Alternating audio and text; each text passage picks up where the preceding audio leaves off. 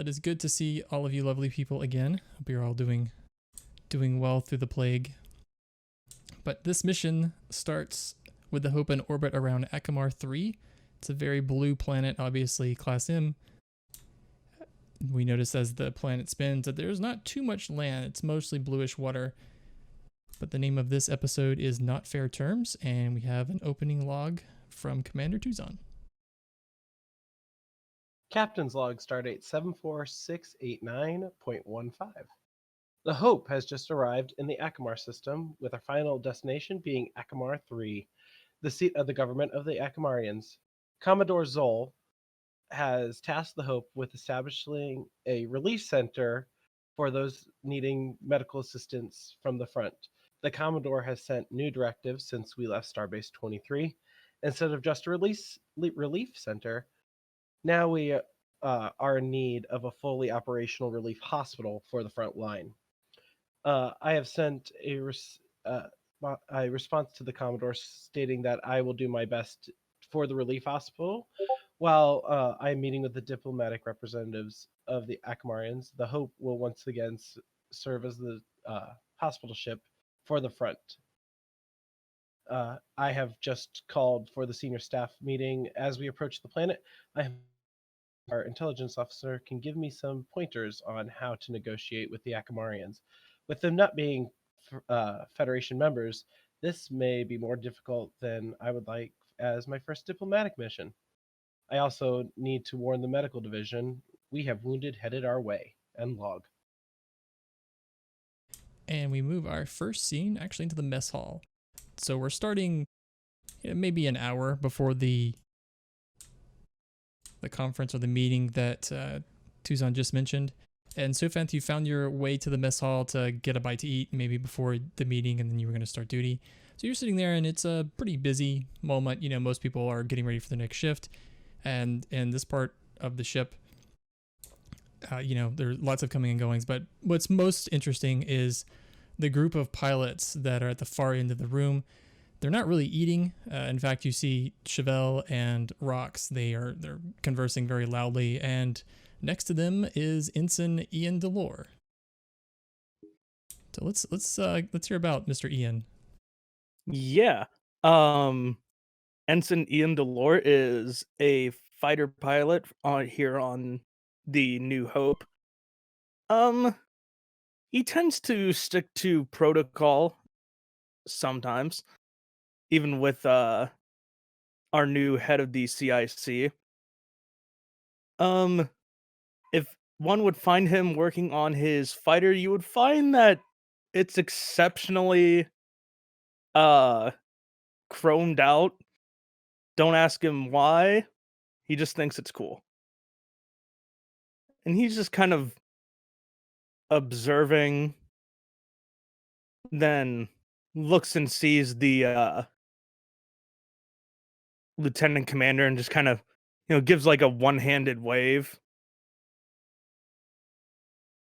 I subtly nod in your direction, but I think I'm more interested. What are Banshee and Rox actually? What are they? Because you said they were talking very loudly. So what exactly are they saying? So as you listen in, you overhear in their conversation, and they have a stack of pads between them, and they're moving them around. And you hear Banshee say, "No, the Paris Chevron, it's just not going to work with half of the fighters in formation. It just won't work." And Rock says, "No, we can make it work. What we'll do is we'll tighten the fighters in together." And then Banshee says, "No, because as soon as someone has to break off, the whole thing goes to pieces. A Valkyrie could handle a shot in a reduced Paris Chevron, but there's no way one of those Valor class is going to make it, especially when they have to get into range." So what you're picking up, Sophanth, is their talking strategy on fighter formations. Okay. Then as long as I'm not overhearing them blasting Monty, I think I'm just going to get a substantial bite to eat and keep my ears open. And Banshee says to Gigawatt, "Back me up here, Ensign. There is no way, if we cut the formation in half, that a Paris Chevron makes any sense anymore." I mean, hold on, because now I have to look at the names of our what their Valor class and Valkyrie class were the names of the fighters. Yeah, to catch you up, the Valkyrie class is the superiority fighter. It's like the actual like the fast fighter that you might think of when you think of a fighter. The Valor class is like the equivalent of a dive bomber. It's slow, but it's just a tank. Gotcha. As he's also looking over the pads, he just sits there and is like, well, why don't we put some Valor classes in the middle here and just use Valkyries in the front and back that way? Maybe we can have our Valkyrie classes protect them until we get them the Valors where they need to go. And Banshee nods. I guess it could work. It could work, but the reason we do a pair of chevron to begin with is so that fighters can take damage and rotate out so that we can all share our shields, extend our shields across all of the ships. If we have ships of different profiles, different speeds, it would be reduced, but I mean, it could work.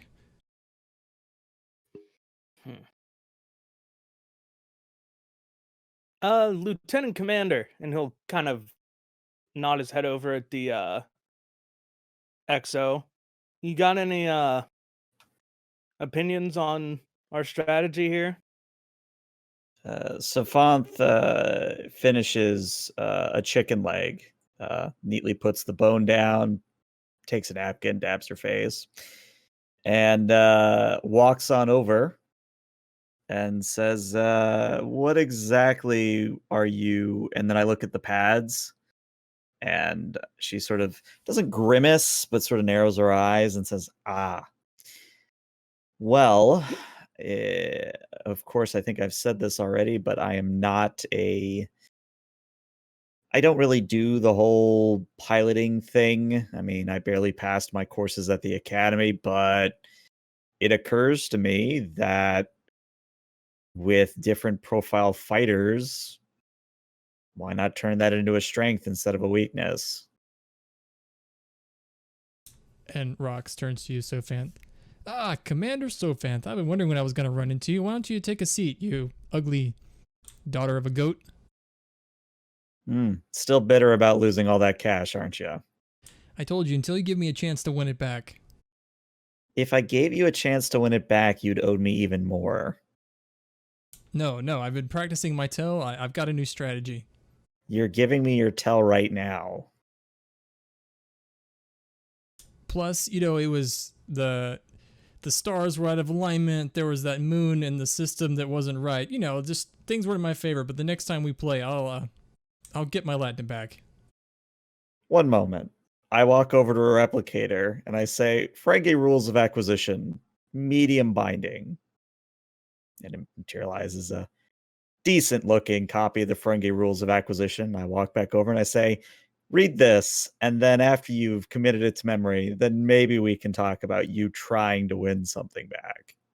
And Chevelle says, Lieutenant Commander, with all due respect, I'm not certain that Rox can read. Sorry, say that again, Josh.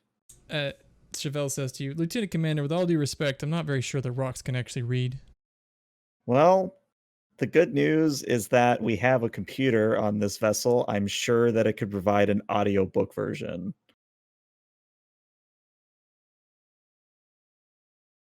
And Rox just looks, he says, I'm wounded. I'm just wounded. The two of you. And in front of the ensign. It's okay. I can read it to you when you get off shift. What time of day is this?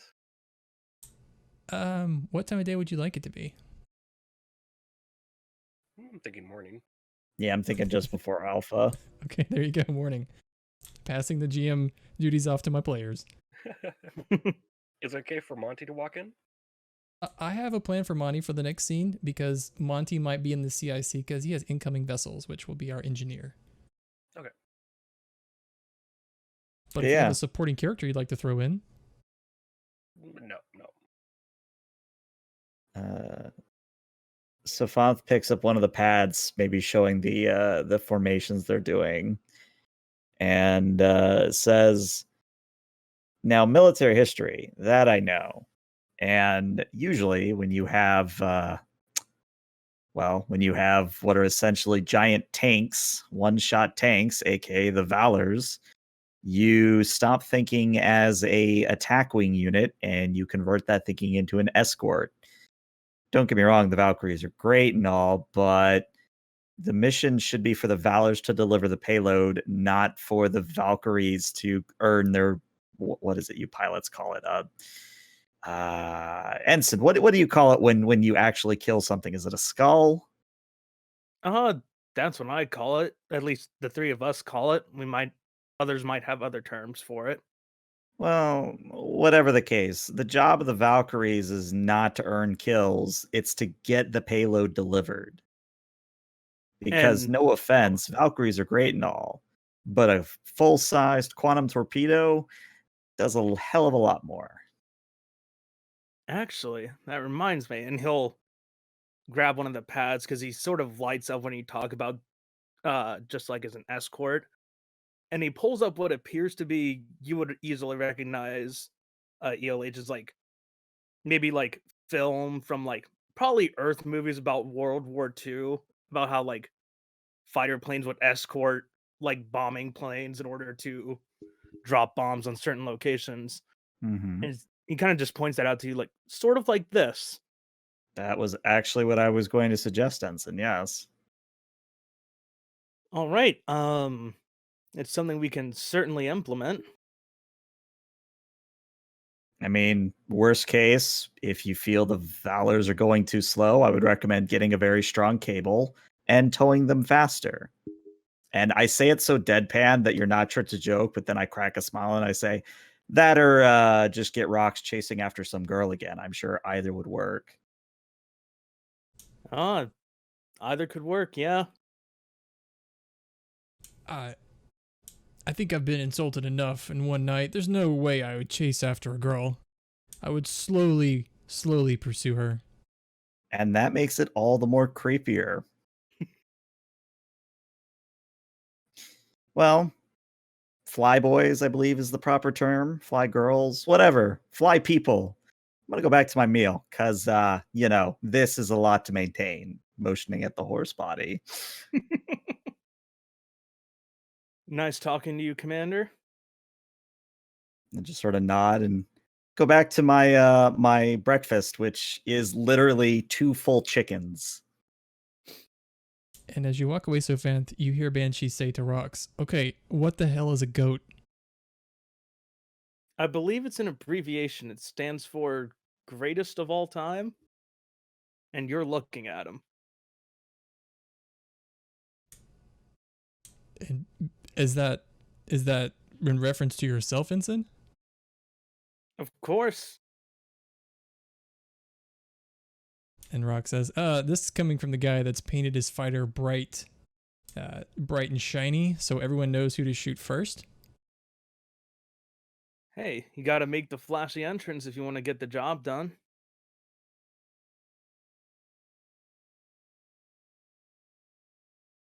And with that, we're going to transition to our next scene in the CIC of the Hope. And Montgomery, I believe you were researching, or you were carrying on research on to what was going on at the nebula, correct? Yes.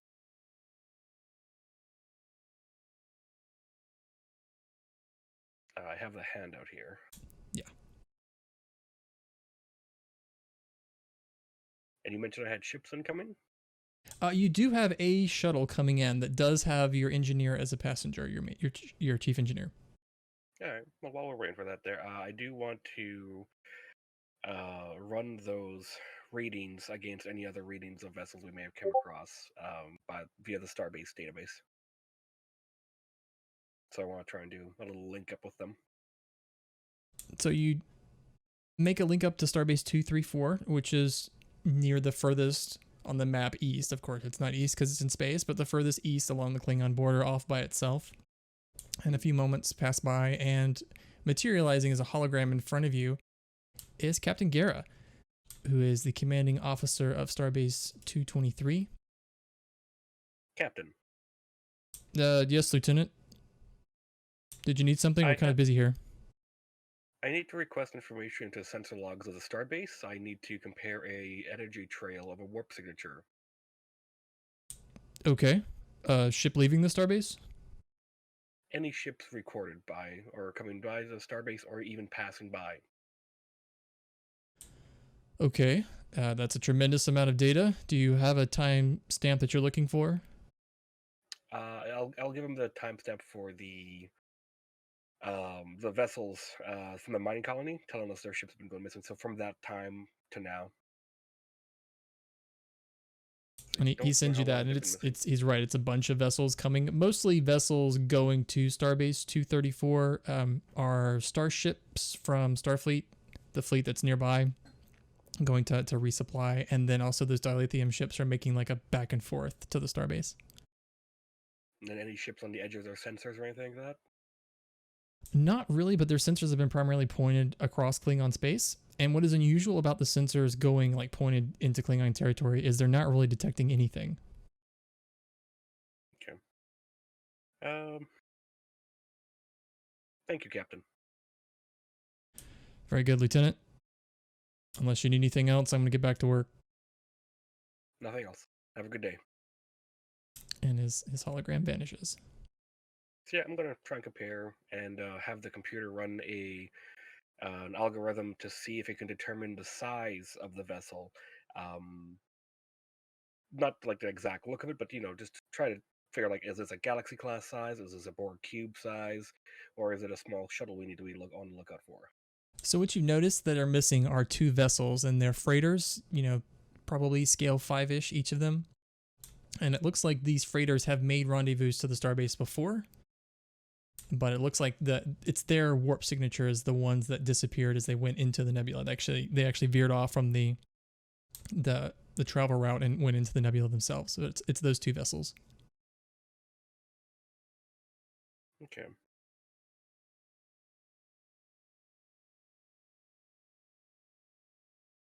Yeah, I think that's really all I had for that checking then, if that's just dead end, unfortunately. And as you were talking to the captain, the doors to the CIC opened, and in walked in Counselor Erin. And she was listening to you sort of talking to the captain, but not, trying to not draw your attention to distract you. And she's just sort of walking through the CIC. And when the captain disappears, she looks up and says, "Hello, Lieutenant. Are you busy?" At the moment, I'm running 15 different programs currently, but I can make time. Oh, well, I don't mean to distract. I wanted to catch up with you and then also get a chance to see the CIC. I've never been in this part of the ship before. Okay, it's a good time to talk. As I said, at 15 programs, that's a far cry from the multiple thousands I can run. Indeed. She walks down the stairs. She looks around and she says, "I have to confess, Lieutenant, this part of the ship, of all the parts I've been on in any Starfleet vessel, is the part that is the most familiar to me. The configuration of this room looks an awful lot like the command center of a Jem'Hadar battlecruiser." I have not noticed that. It is also heavily reinforced, though. If the unfortunate were to happen, this is a fallback point for the bridge. It serves as a backup. That's a very wise design decision. I've always been curious why Starfleet puts their most vital area of the ship in the most exposed position. I believe it is to show a sign of trust. We have nothing to hide, so we will be at the top. Maybe it's to show a good faith. We expose ourselves to a weakness in the hopes that anyone we encounter will not exploit that or take the shot. I had a question, Lieutenant, if you don't Yes? mind humoring my curiosity. You said that you can run 15 programs simultaneously. Yes. Why then are the fighters on this vessel manned at all? Why couldn't you just control them remotely? Communication relay delay. The further the ships get away, the longer the delay grows. Unfortunately, I cannot anticipate an action during combat. It is too chaotic. If I was inside the vehicle and I was within close proximity, potentially, yes, I could do that. But as I said, the further they get away, the harder it will be to predict and receive information. It would be like trying to read a teleprompter while reading off a paper at the same time and then hearing your voice in delay. It would cause you to stammer and stutter. Interesting. Thank you, Lieutenant. I had that question on my mind as I've been working with Lieutenant Chevelle. She mentioned several times that her autonomy was very important to her. I do also feel that there is an inherent skill or talent or intuition for a pilot. If I give an order that they feel is not right and they take an alternate action and it still rewards the same outcome, or even a possible greater outcome, then I believe that is more valuable. I think that's a very interesting point, Lieutenant, that you can see that autonomous thought is very important in a combat situation.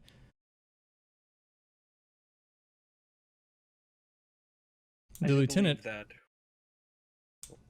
also agrees with you for what it's worth.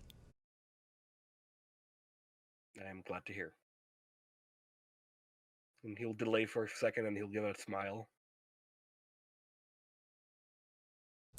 In fact, I've been working with the lieutenant quite extensively over the last few days.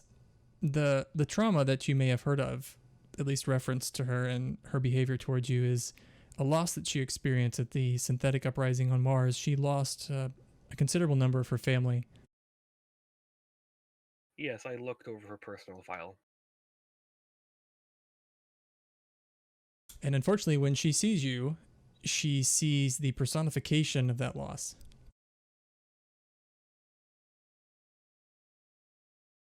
For me, it is different how I view people. Our intelligence officer, for example, I believe tried to allude if I would have any hostilities or grudges against the Romulans. I do not. When I look at a Romulan, I do not immediately think of the Romulans that tried to attack the Old Hope, how they damaged the ship and injured our crew. I do not see that in every Romulan, and I do not even see that in the enemies we fought. The moment they became disabled, they were no longer a threat. Forgive my term, organics, you can see an individual and then you see another of his species or his race, and you will hold the same grudge, animosity, and hatred for someone that has done nothing wrong. I do not understand that line of thinking because that is not within my program to do. I understand that it is part of organics' nature, though. In one way, without sounding, how would you say, egotistical, I am superior in that regard because I hold no hate. I simply wish to work with her and have her be a productive member of the team. And if she can look past the fact that I may be an android, I believe we can work together well. But something to question, Lieutenant.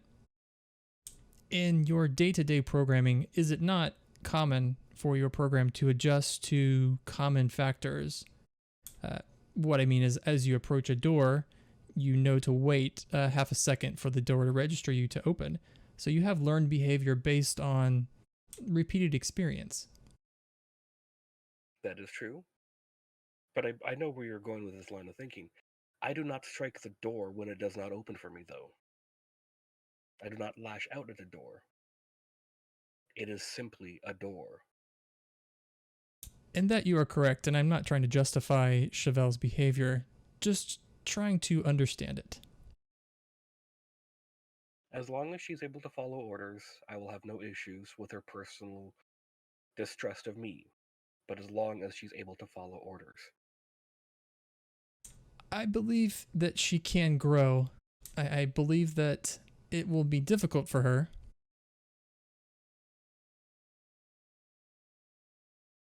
In many ways, you and I are alike. I I am a Vorta based off of a clone. It's possible that some people on this ship may see me as an enemy, or because I look like a Vorta that they may have encountered during the Dominion War. But I'm made from the same material as all the other heiresses, but I'm a different person, or at least I consider myself to be. So you are not alone in these challenges. You're not alone in these struggles, Lieutenant. What I'm trying to say is if you ever need advice or any assistance yourself, there are others that are going through the same struggles that you are. Very well. Thank you. And she turns to leave. I can see that you have a lot going on, so I don't want to keep you anymore, but something to consider before I run off. Chevelle sees you as an enemy, and she expects you to be an adversary. But you can be better. You can show her that you're not like those androids that killed her on Mars. You've tried to model human behavior before. You could try forgiveness and compassion. Those are two qualities that I believe are the reason that humans haven't wiped themselves out by now. But whatever you decide, I know you'll do the right thing. Thank you for your counseling. And she kind of slowly turns and walks away. And as she walks to the large doors, she does that thing that she said. She waits half a second for the doors to open, and she walks out. Let's go back to work, and on one panel it's like all the flight paths that are, for the ships coming in. Another panel there, it's a Class 9 probe schematic display, and I'm working on both of them. Okay. Lieutenant Rux, Lieutenant Chevelle. And a second later, you get a reply. This is Rox and Chevelle. Please gather all the flight squad members, including the shuttle staff as well, for a meeting at 1300. And Rox says, very well, we'll be there, Lieutenant. Yep, and that's it for Monty. And we move on to our next scene at the Hope launch bay. So what has just happened is, Lieutenant Commander, you have landed in your shuttle. You are on your way from Starbase 23, and your pilot, Mr. Grecken, is the one that ferried you here. You have just landed at the lower part of the Typhon class, that like lower pod that's dangling off the bottom. You've landed into one of those bays, and Grecken has gotten together his things, and you've gotten together your things, and you've exited the shuttle. So tell us a little bit about Ra Yalix. Is that how we say it? Sure, we'll go with that. I don't know how it's said myself, so we'll just go with that. Okay. Lieutenant Commander Ra Yalix is probably will be middle-aged for an Afrosian. He's been an engineer on the Starbase for a while, but hasn't had the chance to be chief engineer on a ship. So when he saw that the New Hope would be the Typhon class that he and many engineers had been working on, he sort of jumped on that chance by pulling rank, essentially.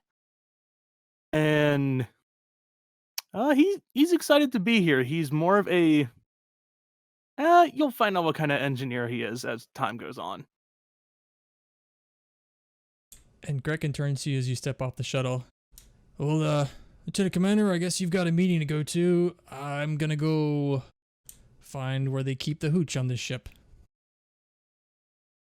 Yep, and Ra Yalix, I almost talked about myself for a second. Ra Yalix will sort of reach into one of the bags that he has with him, and he pulls out something that's like the equivalent of maybe like a thumb drive, and tosses it to Grecken. Heard you were a fan of an old Earth singer named Dolly Parton. That I am indeed, in fact. What is this? That has a lot of her old concert videos on it. Some you can't even find probably within the database of this ship. I pulled some strings. Thank you, Lieutenant Commander. I've never actually seen a holographic image of her before. Is it true that she can fly? Humans were not able to do so yet. They used technology to make it look like they were flying, so sure. And he just Well- shrugs. I had heard that the religion that was established around her, because she was an earth deity, that she could fly. That's just something I heard. And where did you hear this from, Lieutenant? I heard it from, well, her name was Lieutenant Isha. She lied a lot, so she So she gave was me a hard probably time. lying about that too. Yeah, she liked to give me a hard time. Well, make sure that that people at least try to treat you right, Lieutenant. Yeah, indeed.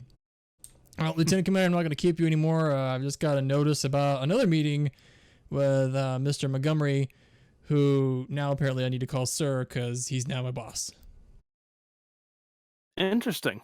Well, good luck. And as Grecken walks off, you can tell that you're the last of the shuttles to come in. Like what you're doing, Royal Lakes, is you're an engineering crew. They're going to come and build this hospital that Tuzan had talked about before. And then, of course, you're the chief engineer on the ship as well. But a lot of other engineers had come from the starbase that aren't going to be here permanently, but they've all disembarked and gone off to do their thing. All right, time to go see what some of the crew did with this conference room, and he'll head for the senior staff meeting. And we're going to get started with Tuzan's meeting. So Tuzan, you have your full senior staff here, except for Raw Yelix, who I'm going to have come in the door right about now. So Raw Yelix, as you walk in, you see the commander, you see Montgomery, Delix, those would all be people that you know. And then, of course, TM, Naval, and Sofanth you have not been introduced to. Well, I believe if I had established this before this started, I think Raw Yalix actually sent Sofanth's record as a recommendation for her to be XO. Oh, that's right. You do know Sofanth. That's right. Yeah. He'll look to the commanders just like, oh, Captain, my apologies for my late arrival. And he'll look over to Sofanth. It's just like, it's good to see you here. I very pointedly look at the display on the wall, and I say, yes, it would have been good to see you here 5 minutes ago. Well, my pilot was one Lieutenant Grecken. He was a little slow coming in, but I'm here now, and he'll take the seat beside Sofanth. You probably actually can just have the chair that she has pushed out of the way, because again, Oh, yeah, horse that's true. body. Yeah. Still getting used to that. Tuzan just smiles at the front. Greetings, Chief Engineer. We were waiting for you. Here you already met Grecken. I'm sorry. No need to be sorry. He was an interesting conversationalist, to say the least. Indeed. I met Grecken on my way to the First Hope. He's a very interesting character and a very great officer and a good friend. Good person to have on your side. Well, let's start off this meeting. Greetings, everybody. I think this is our first official senior staff meeting on the Hope. And I wish it was under better circumstances, but we can't just wait around and do a get to know you. We have a mission on our hands. The Acamarians are going to be pretty tough negotiators, but we need to get a relief hospital. So I need all the information we have on them. Well, I can certainly start if you would like, sir. By all means. So Fanth walks over to, we'll say, this display here in the back, taps it, and appearing on screen is oh, cool, we have this screen. Is literally what you see in Roll20. It is a sort of an overlay of the stellar bodies that are within the Acamar system. She points first at Acamar II and says, so Acamar II, it's a small lifeless planet without an atmosphere. It's just outside the habitable band, which means we could make it work. The problem is that not only is there a high amount of radiation we would have to shield against, but the outside temperatures vary pretty much on a 600 degrees Celsius scale. So we would also have to shield against that. Acamar III, pointing at the third planet. This is the Class M planet that is home to the Acamarians. It does have a current problem of overpopulation. Currently, about 8 billion folks. Problem there is that if we were to build a hospital, we would have to relocate some of the populace, which, based on what I've read so far, would be not pleasant. Finally, out here, Acamar 5, just on the edge of the habitable band on the other side. It's a little bit stronger than Earth gravity or thermal, 1.3 G if anybody cares. No atmosphere here either. Well, there is a little bit, but the point being is that there is a large number of spots we could build a hospital. The problem is that we would have to find some way to shield against solar wind, and that anyone on the construction detail would have to wear EV suits the entire time. These three are probably our best bet, though I guess if you really wanted to, we could try an asteroid, but I don't have data to that effect. Oh, well, and in any case, it looks like Acamar II, the asteroid, or Acamar 5, we'd have to build a biosphere around the hospital. That is correct. So Acamar 3 you said is overpopulated. Moving people isn't necessarily an option because we don't want to have to move people and make enemies. What are our options on the actual planet?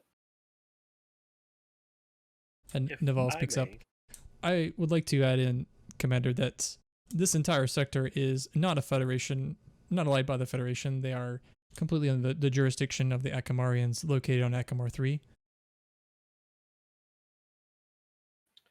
Right. Thank you for that. Yeah, the Acamar 3 is not a member of the Federation as of yet, but sounds like they at least want to be allies and at least be friends. If we build a hospital there, it could be, even though they're overpopulated, could be a good way to get relations with them off on a good way. Correct. So, go, oh, go ahead. going over information from Acamar and the Acamarians, we might have an advantage with the planet itself. We could ask a favor or I believe what the term is, they owe us a favor. Sovereign Maruk delegated the peace talks with Chorgon, the gatherer leader, to bring them back into the fold of their people because their culture is a clan-based society, or it was. The efforts of one, at the time, Commander William Riker, saved Chorgon from an assassination attempt. If the files are still accurate, the gatherers would have substantial planes under their control. We could make an offer, build the hospital there, in exchange for food replicators. It's a good place to start. We need to definitely look into that. Although I was also wondering, we have the ability to do it, and it looks like they have a. What if we were to build a hospital that would be out in the ocean? That is actually something I was going to suggest, sir. The problem with an ocean deployment is that we don't actually know a hell of a lot about the ocean of Acamar 3. We don't know the average depth. We don't know the tectonic layout of the oceans. We also don't know, more or less, if how to put this. And she thinks for a moment. It's one thing to build a biosphere on an inhospitable planet. It's another thing to build a biosphere that is meant to survive in an ocean. They would seem the same, but they are different enough that it would require significant investment. Unless there's an islet or an atoll that we could use as an anchor. Perhaps, but you also have to take into account, sir, the possibility or the need for logistical concerns. You can't just beam or shuttle in everything. You may have to rely on, shall we say, terrestrial means if we were to use Acamar III. Right.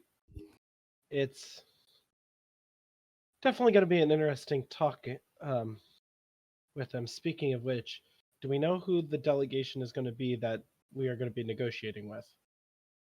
And Naval nods. If you don't mind, Lieutenant Commander. Yep. And she heads back to her spot at the table. The political situation on Acamar III is rather complicated at the moment. Currently, the Acamarians are governed by Sovereign Jiran. He's the elected ruler of the Acamarian people, despite numerous scandals. He's managed to stay in a position of power for the last 20 years. He encourages the Acamarian isolation and limits space travel. He's already extended an invitation for us to meet him on the planet. The next figure that is popular in Acamarian politics is Senator Lana. She's a young member of the Senate who's often at odds with Joran. She's lobbied for the construction of more starships and Federation membership, which puts her at odds with Joran quite frequently. Rumors say that she will run against him in the upcoming election. And then finally, the last major figure that we have in the political landscape is a man known as Gunther. He's an outspoken figure who was at once a member of the Gatherer, and he points to Montgomery group that Mr. Montgomery has mentioned, although most of the Gatherers seem to have been merged into the main society of Acamar. But Gunther is an outspoken figure. He's the official leader of a group of Acamarians who have found their way off the planet and settled on Acamar V. He's wanted by the Acamarian government for a multitude of crimes. However, he does have a small, I will call it a cabal of followers who are very loyal to him. Which could make interesting situations should Acamar V be where we have to build this hospital. It's intriguing that Sovereign Jiran extended an invitation while also being isolationist.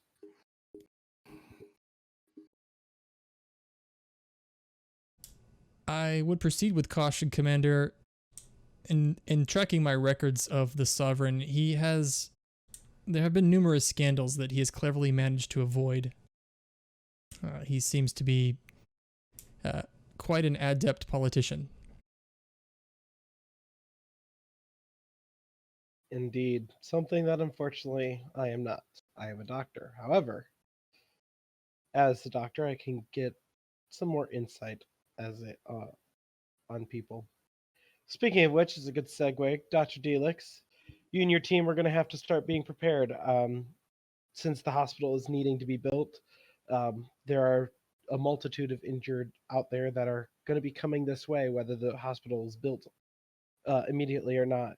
I let the Commodore know that, considering that we have extensive medical bays from Hope, the original Hope, that we might as well put them to good use. So we will have some injured be coming in. Be prepared. And I'm going to drive Delix for a second, and he turns to you, Tuzan, and he says, Commander, the Zukov is actually en route with wounded from the front line. I believe they are expected to arrive within the next 2 hours with injured. Indeed. Make sure that everybody's prepared and use the bays as you need them. Definitely put priority the most severely injured in first. Take care of the wounded up here, and I'll try to take care of the hospital down there. Do we have anything else we need to put up?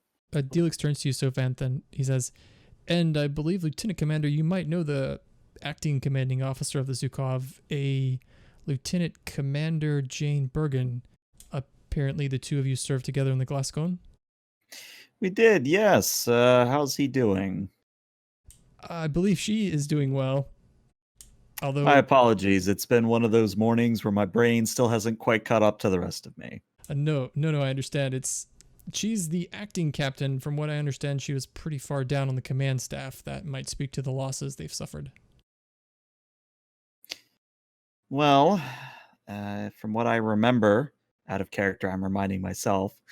Um, from what I remember, they should be rather happy that we are able to relieve some of their burdens. However, and I pull up a pad and I look through it. What ships are in the area again? I know like the Hope is the premier ship in the area, and I know we've got the fleets nearby. But like, what other ships would be near-ish? Not really anything else. There are some small ships, support craft that could come from Starbase 23, like engineering vessels that are really just no more than shuttles or runabouts, but you've kind of just summed up all of the major groupings of vessels in this sector. Okay. So, if I understand correctly, and this is, I'm probably derping and forgetting something, but we're in between, I think it's the Fifth Fleet and our previous starbase of port. I can throw you guys on that if that would help. Yeah, I was gonna say the map would help me tremendously. Okay, so we were at Fleet Starbase 23. No, we were at Starbase 234. Sorry. No, we were at 23. We're now at Acamar. You guys were at 23. Okay, yes, I'm dyslexic apparently. Okay, so we were at 23. We are headed to Acamar, which is in between 23 and 234. Seventh Fleet, we had to pass on the way here. Okay, so my question, where all this is going, is my friend in the Seventh Fleet, or are they coming from the Fifth Fleet? Or maybe I misunderstood completely. No, I didn't cover that. They're coming from the Fifth Fleet. The Zukov is coming with injured from the Fifth Fleet. Yeah, straight to Acamar, which is why Acamar was a little more important. It's supposed to be it was originally intended to be a fallover for people that were injured making their way to Starbase 23, like a direct line from the Fifth Fleet or Starbase 234. The problem is there are now so many injured, the starbase is overloaded, so they need a place to just start sending people, which just happens to be closer to the Fifth Fleet at the moment. Okay, so I was on the right track. I just wanted to be sure. Yeah. Okay. So in that case, I simply say to everyone, I'll interface with my acquaintance and see if I can't get a better read on what we will be dealing with once they're in range. But and I just sort of look around at everyone. Captain, mind if I bring up a different subject? By all means. Well, thank you, sir. I'm sure by now all of you have at least heard scuttlebutt that some of our pilots are not happy with Mr. Montgomery. I don't really want to hash that event out again, but it does lead me to ask, has anyone noticed similar happenings within their departments? Even if it's minor, it is something I want to keep an eye on. I've only been on the ship for a few minutes, so I wouldn't be able to tell you without any real accuracy. Once this is over, I can head down to engineering and scout that out for you. That would be much appreciated. Delix Which remains reminds silent. me, Go one ahead. of the pilots was one Lieutenant Junior Grade Chevelle, correct? That is the main culprit, yes. I've worked with her on the station. I'll have a word with her myself. Well, if you think it'll do good, by all means. If I could make a request, I just sort of motioned for you to continue. I am not sensitive or delicate. If I have any issues with any of the staff or the crew, I will bring it forward first. I do not need everyone to look out for my well-being. This undermines my authoritative stance. Perhaps you are misreading my intentions. My intention isn't to stand up for you or, baby you, I guess would be the correct term here. What the lieutenant said was very un-Starfleet and a very un-Starfleet attitude to have. And I would rather weed out problem people before we get into a situation where those problem people might snap under the pressure. I see. Then I apologize. Eh, that's why we're having a meeting to discuss things. Communication is, at best, tricky. Indeed, but you, the lieutenant commander has a point. It's not. We know that you can stand up for yourself, Montgomery, but when people who wear this uniform start showing signs of things such as xenophobia or um, are perfectly fine with the mistreatment of others who also wear this uniform, then they shouldn't be wearing this uniform. They've lost that trust. I think it is part of our duty to help them change their views, or at least assist in their continued growth. To abandon them is, well, I would say just as on Starfleet. They are hurting, they are in need of care. And with that, I would also agree with you. But if we don't know about it, we can't help them. Shall we arrange a meet and greet where I shake everyone's hand and see who doesn't want to shake my hand in return? No, I don't think that's necessary, but what I can do is I've been meaning to run this by you, sir. But what I was thinking is you don't have a yeoman unless you've snuck one aboard, sir. As of yet, we do not have a yeoman. Well, I'll just sort of add that into my duties and I will prepare a daily briefing where I come across as a hard ass. That way, the lower, oh, that sounds horrible. I'll just roll with it. The lower ranks will have a hard ass commander to bitch about. And that usually builds camaraderie and gets them talking. And once they start talking, that's where we'll find problems. Not a bad way of doing it. I believe the correct term is junior officers. Sorry, again, mine hasn't quite caught up. I'm still. There was a conversation in the mess hall earlier. It's not really important, but Montgomery, I honestly don't know how you manage pilots. It's still beyond me. I have to run 7 programs when I interface with one of them. That is a joke. Oh, I thought you were being entirely serious. I was totally buying it. It is a unique experience. Well, note to self, we don't need any 0800 meetings before coffee. So, if that is all, then I believe I have some communications to send and some talks to start. I think All right. Safath just sort of motions at everyone that, yes, you may go now. Dismissed.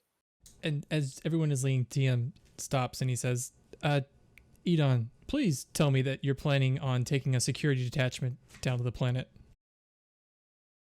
Don't worry. We have enough security officers now on this version of the Hope that I'll have somebody. I was thinking of bringing 8 simply because she knows me and she can hold her own. I don't want to have too many security officers. We don't want to come across as we're forcing this on them. And TM just nods. And is anyone sticking behind to talk to Tuzon? I think I do, but it's not really important. So if somebody else wants to stay behind, Safath will just sort of linger, but not within earshot. Gotcha.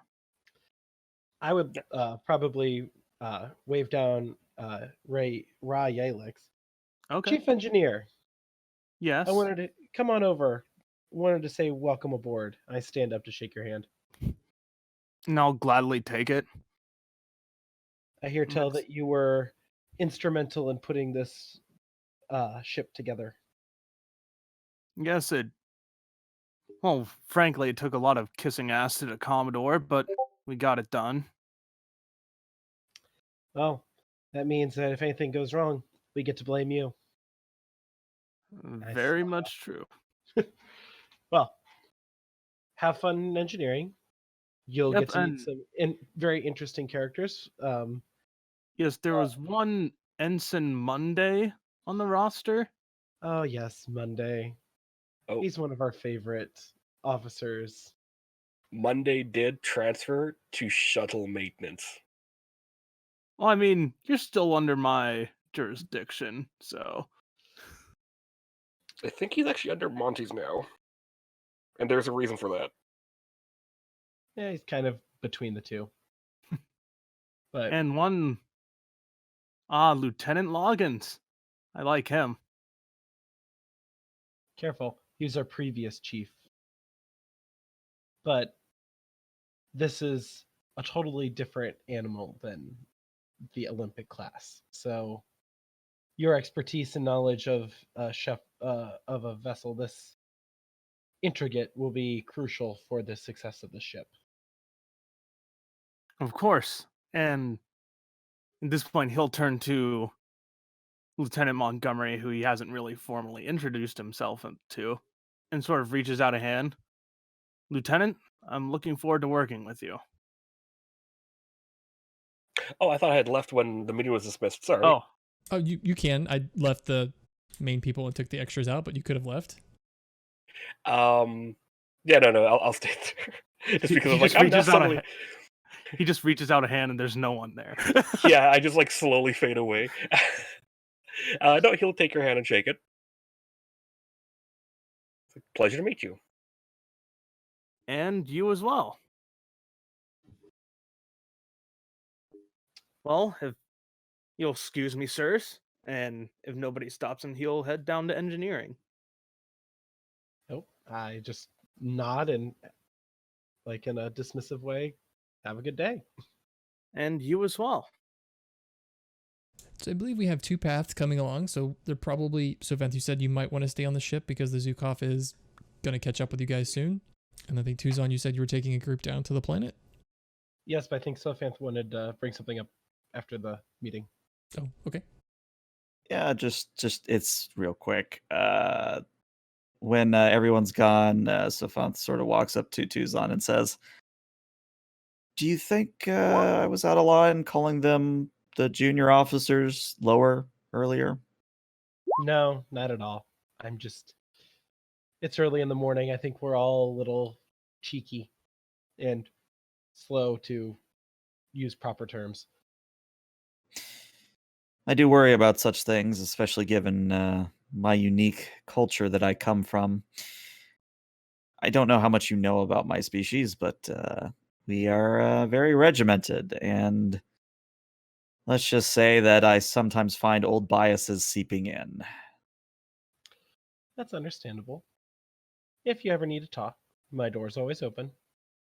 I was know hoping that it- you'd call me out more often, but door open is quite welcome. If you want me to call you out, I can do that too. But I'm a medical officer turned captain. I will say I'm much better at bedside manner than necessarily being stern in front of everybody. Well, I think we both know that I have stern enough for, well, 5 people, so Exactly why you're the perfect person to be the first officer of the ship. And I sort of smile wryly and say, well, I suppose I now have to go write a daily briefing that I assigned myself. Good job, me. Good job indeed. Well, do that and take care of the things down here. I'm going to go, or aboard the ship, I'm going to go prepared to hopefully get a hospital somewhere in the system. Very good, sir. And I start to leave. I get about halfway. I stop, turn. Oh, and Captain, if you get injured on this one, I'm revoking your away privilege. Oh, you could try. I just smile. Just smiles again and continues walking out. And I will head to my ready room to prepare. And you got a ready room now. I finally put together a scene. Oh, yay. So as you walk in your empty ready room, because it hasn't been decorated yet, it's only been used as a place to chew out Chevelle. What are you doing, Tuzon, as you're getting ready? As I sit down, I want to do more digging on the individuals that were brought up in the meeting, specifically the senators, to see what kind of backing she has in the legislation, because even though the head of the government might not necessarily be as willing to let us be in, if we can get a majority backing of the government, he might have to force his hand. So looking at that angle, but also wanting to see what kind of scans that we have of Acamar, of the planet, to see if we could build that floating hospital. Because if we run into well, we don't want you to take up any of our planet space, well, land space, we could possibly do that as an alternative. Because in my head, I'm going, building an entire biosphere on a planet is going to take way too much time that we don't have for a hospital. So the first things that you would learn is that Naval's summary was pretty much on point. What you've learned is the Sovereign has been pretty much in power for the last 20 years. There has been people opposed against him in multiple situations, but he always seems to come out ahead. The way sovereigns are chosen is through a popular election across the planet, but he still, even though there have been times where it looked like he would lose his seat, he still has managed to pull it out of the hat.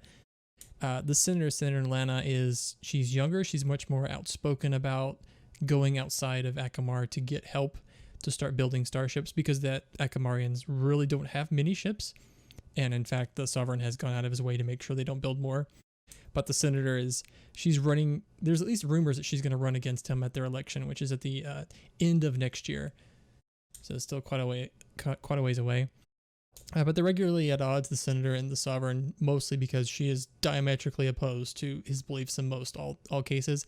But she still really hasn't been able to drum up enough votes to actually challenge any of the measures that he's brought forth. About how much support do you think she has in rough ballpark of the support in the Senate? She's probably floating at a 30%. Alrighty. And just if you were going to assume, based on the amount of coverage that she gets on their media and the history of the Sovereign, it seems unlikely that she would have a chance of beating him. Alrighty. But as far as your next question, the Acamarians have pretty much colonized the entire surface of the planet. The oceans they have started to colonize on, mostly by building floating structures. The problem is that, overpopulation is a big issue. The weather patterns on the planet make whole areas of the planet not habitable, which is also tied into the way the Acamarian sun is. It's a pretty violent red star, which is why like Acamar II and Acamar V are also so rough to be on. But the end result is Acamar III, there are parts of it that are just not habitable, at least not without major terraforming or work of other sides. But to build a structure under the ocean or on top of the ocean would be possible, but it might be a little more challenging because there are those factors that would come into play. So noted.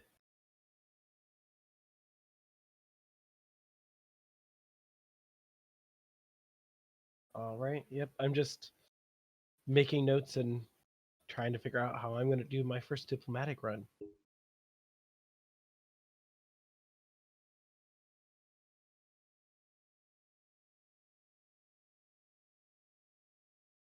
But as you're getting prepared,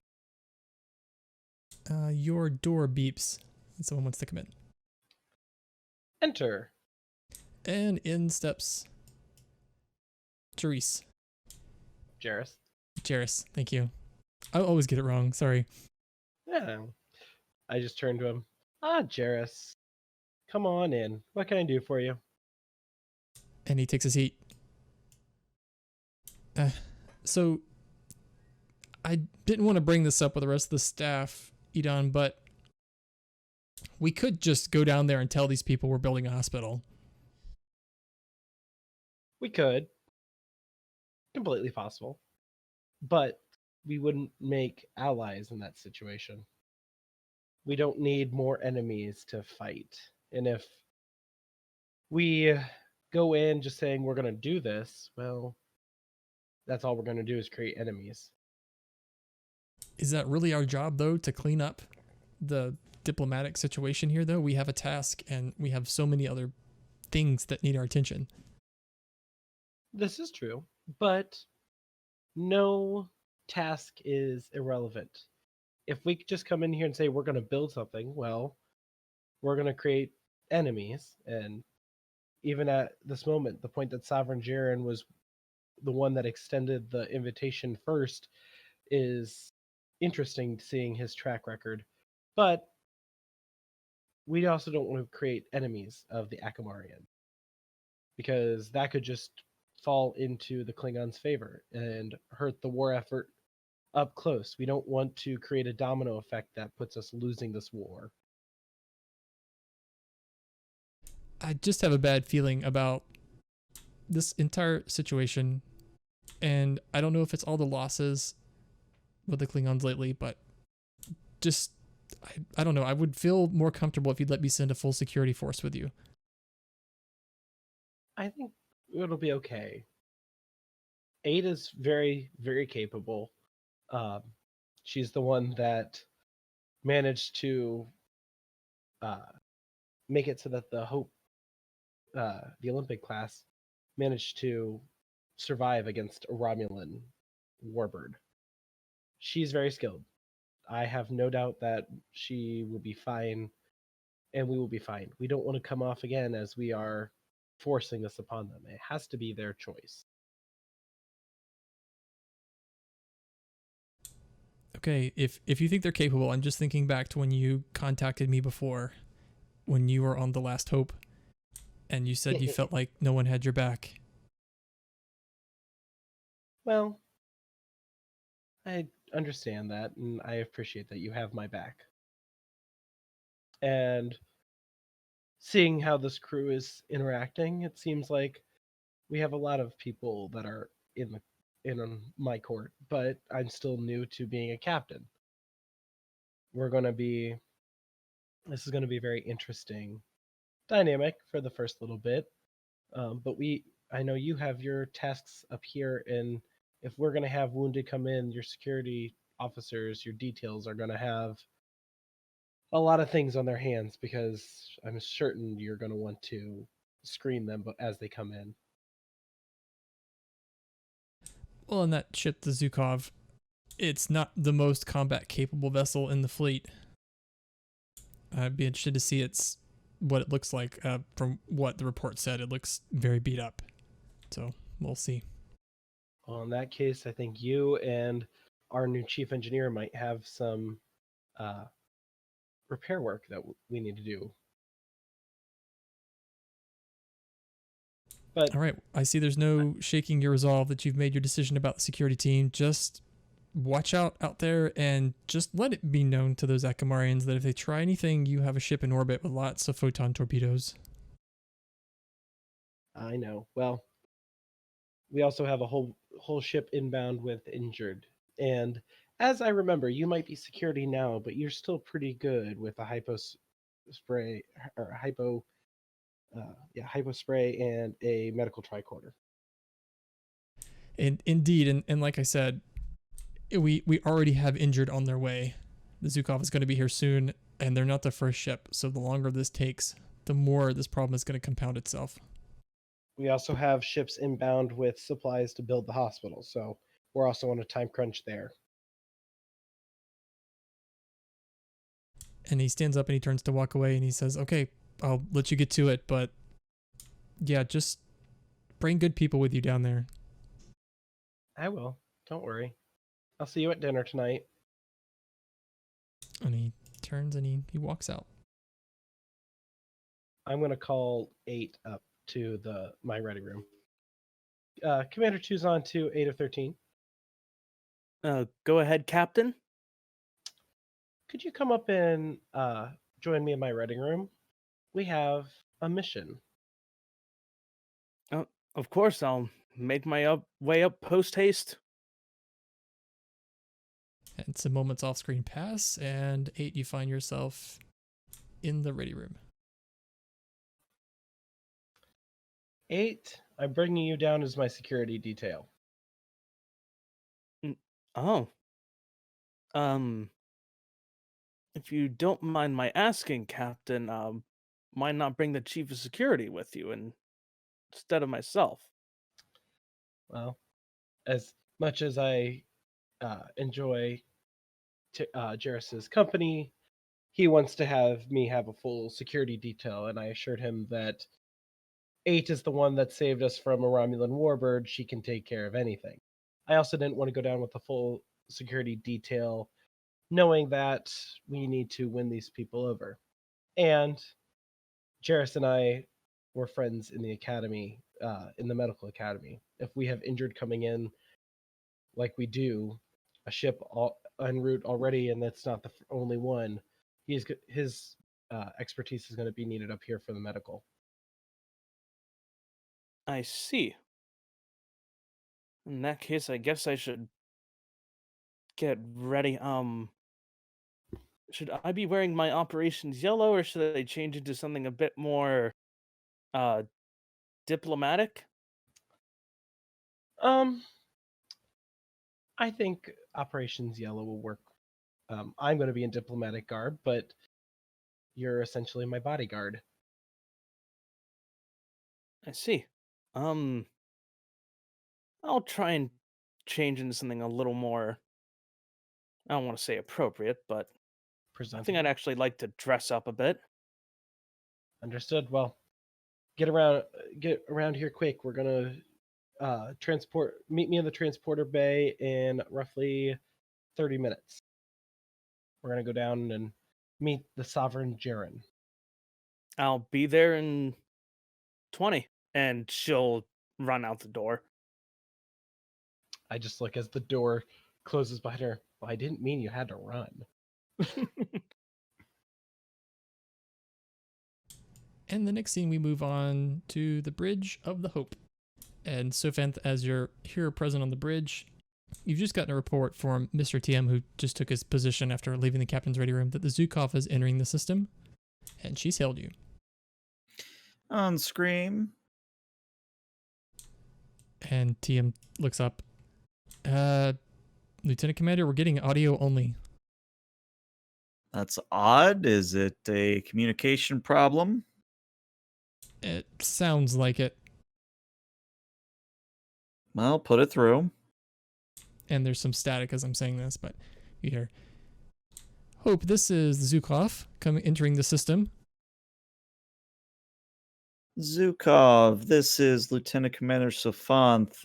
We're not getting visual from you. Is everything all right? Oh, Sophanth, it's Jane. It's been a while. Yes, far too long. How have you been doing? Well, not too well, unfortunately. I wish the circumstances were better. Zukov has sustained quite a bit of damage.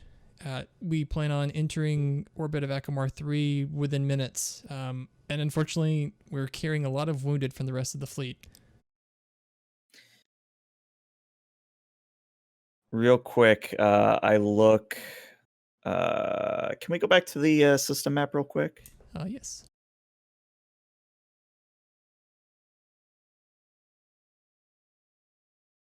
Okay.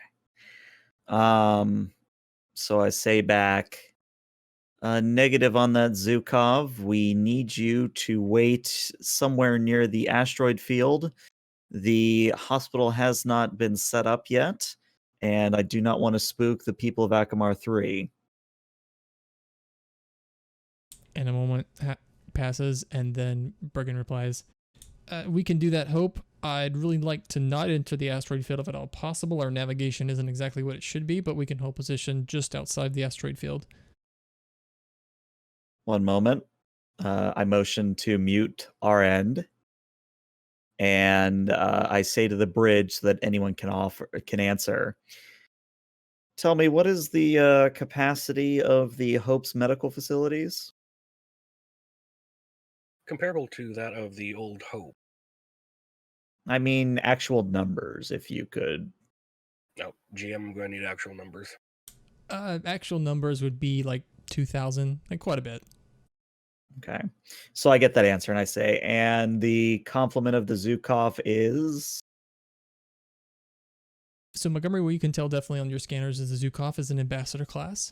So the ambassador class, I forget, like maybe 500 to the ship's complement, but she did say that they're carrying injured from the rest of the fleet, so they could be bringing in, possibly even the capacity of the Hope for a medical emergency on their ship. Like they could actually hold that many people. Yeah, evacuation limit of an ambassador class is 2,750. which so is close. something we could handle. Yeah. Okay. So after I get all that information, I say, thank you, Mr. Montgomery. Motion for the comm to come back on. And I say, change of plans, Zukov. After checking our facilities, we believe we can field at least the most crucial of your injured. Meet us just outside the orbit of Acamar III. We will be closer to Acamar IV, but I believe this way we can keep the Acamarians, shall we say, pacified and deal with your wounded at the same time. Monty's going to turn around in his seat to look at you and just raise up a hand for a second. I motion to continue. If it is all right with the Zukov, clear your shuttle bay. We will send over the Jean Larry class, and they will be loaded up with the most injured. They do have an EMH aboard these vessels. They can do a service triage. Well, Zukov, how does that sound? And there's a moment, and Bergen says, we can give that a shot. The problem is our shuttle bay is damaged, also most of our transporters. But I can certainly relay that to my medical officers to see if there's a group of people that should be picked out for more urgent treatment. Are your airlocks compromised? No, the decks that we have habitable, those that have airlocks are functional. Then this should work. I'll send over the information of where they'll be meeting you up. Montgomery, why don't you give me an engineering insight difficulty 0? Oh, I was going to ask either him to do it or Monday to do it. Insight engineering? Insight engineering, yeah.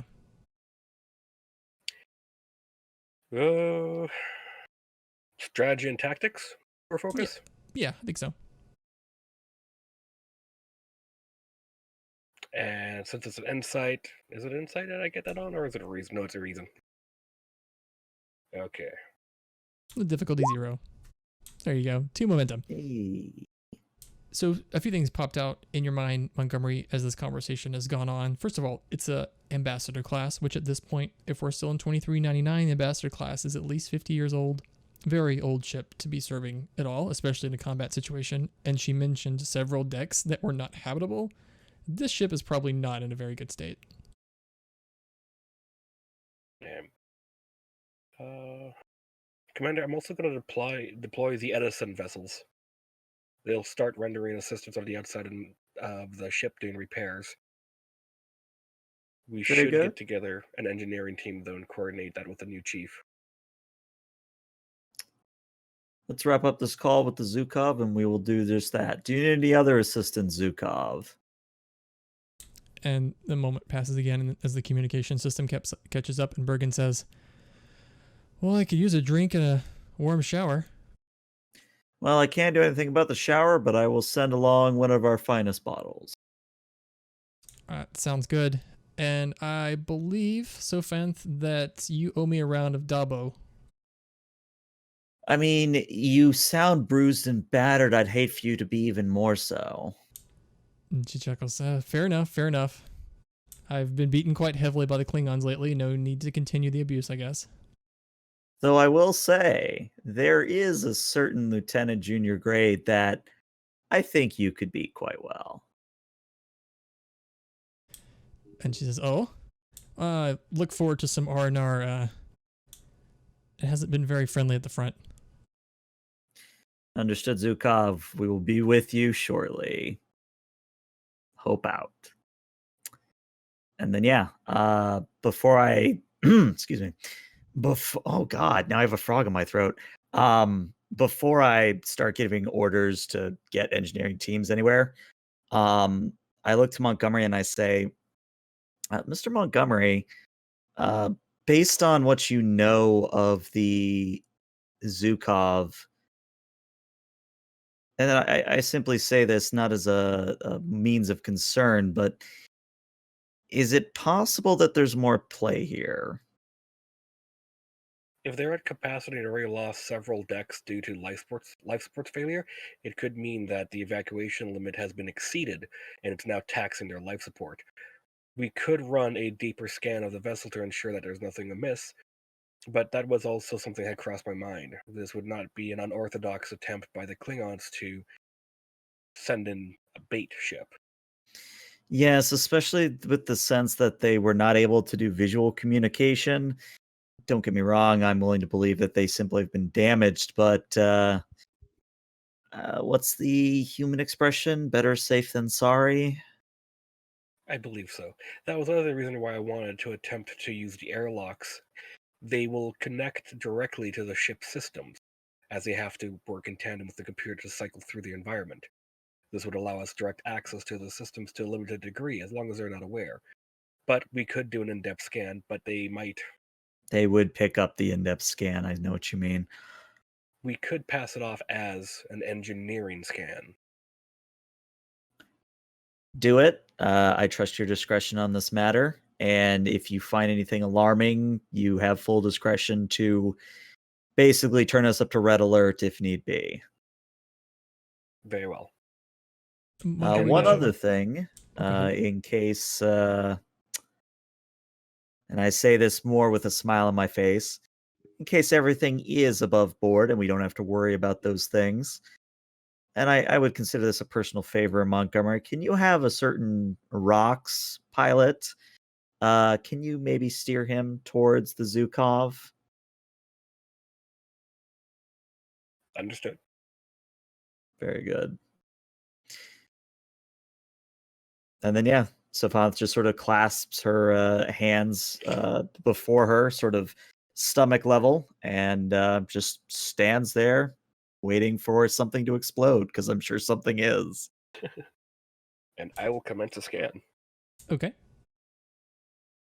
Monty, is there anything specifically that you're scanning for, or just a general scan? On an ambassador class, it's having a life support issue that's been beat up. I just want to get a full readout of everything, like just a detailed scan of the whole ship. Cool. I'm taking a look at the Hope's. We also have modular laboratories on the Hope, so we can cover that after this. But you guys don't have any of the Advanced sensor sensors. talents, yeah. Yep. Actually, sensors are a score of 10, so that's not too bad. Let's do that sensor scan, which I believe is a reason science, and then a sensor science assist from the ship. The difficulty will be let's do a 1. I'm going to make it a 2 with some threat. All right. I'm going to spend my momentum to get an extra dice. Yep. I don't believe I have a focus for this, though. Cybernetics, helm operations, small craft, hand-to-hand, emergency repairs and strategy and tactics. I don't think so. Okay. Actually, emergency repairs, I'd let that go. Yeah, because you're Okay. scanning the ship to see if it's on, like Sofan said, if it's above board on the damages they've reported. I think that fits. Okay. And there we go. Yeah. And also, Nice. my android perk, it's a reason. I just get an extra one, so we actually get that would be 5 there, actually. And if someone would like to roll the ship, it's a sensor science. I got the ship.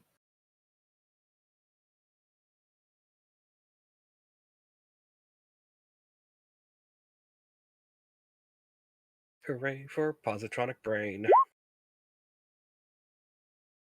Nice. You did security sensors though, but I think the score might be the same for science. Oh, sorry. Thought I had science. Either way, I don't think it's a crit. Yeah, it's security and science the same score, so that Yeah, works. it's a 9. Either way. So that's 6 successes, so I believe that gives you 3 momentum. Was it difficulty 2 or difficulty 3? I made it a 3 with threat. Okay, yeah. Then we're sitting at 5 momentum by my count. Oh. That's right. I forgot to put Montgomery's in from first. Montgomery, what you can tell is Well, I'll give you some answers, then you can always ask me more questions with momentum spins. But what you can tell is it is an ambassador class. It's not like a hologram or anything shifty like that. And the complement of the vessel consists of people that are Federation membership races. Like you've got humans, Andorians, Vulcans, etc. No Klingons. Okay. I will spend a momentum to ask a question. Is the ship transmitting any odd signal or energy beam or anything like that? There anything it's transmitting off that's not directed at us? Nope. Okay, I'm happy with the scan then. I'll stand up and look to the first officer, and it's like, it looks like she is just damaged. Very well. Then let us proceed with not salvage, but medical and engineering assistance. I will head down to the CIC, and yeah, I'll head on down to the CIC. Deploy the Edison class vessels along with the Jean Larry. Okay. Montgomery, let's do a roll and see if you can create an advantage that is those fighters working as you expect them to. So you're doing a coordination of the 2 support vessels and then also a group of Valor fighters. Is that correct? Valors will be like the escorts, but it'll be the mostly will be sent. That'll be the Jean Larry, which would be the ambulance type shuttles. Okay.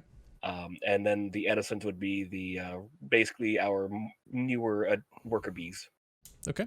Since you are coordinating 3 groups of ships, I will say the difficulty is 3, and let's do a command presence roll to see how well you have coordinated all of these people to do what you want.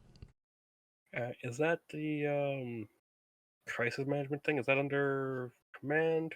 Just trying to see what my talent does. I'd have to look that up. Yeah. Crisis management just lets you use direct twice a scene, I believe. Yeah. Oh yeah, Okay. that's it. Yep. Okay. Then yeah. What would be the roll again? Sorry. It's a difficulty 3 command presence. Present. Oof. Let's see here. You guys okay if I take enough momentum for 2 dice?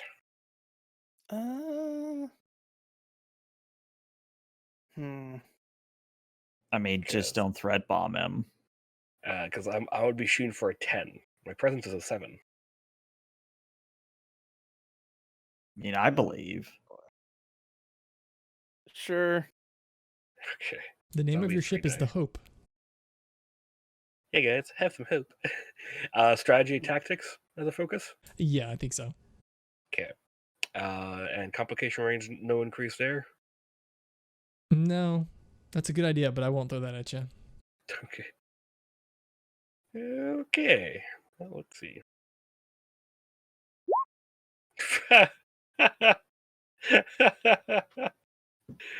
Oh, just by luck. So you do have a determination that you could re-roll some of those, or you could just live with it. I'm just trying to see what value I have could apply to this.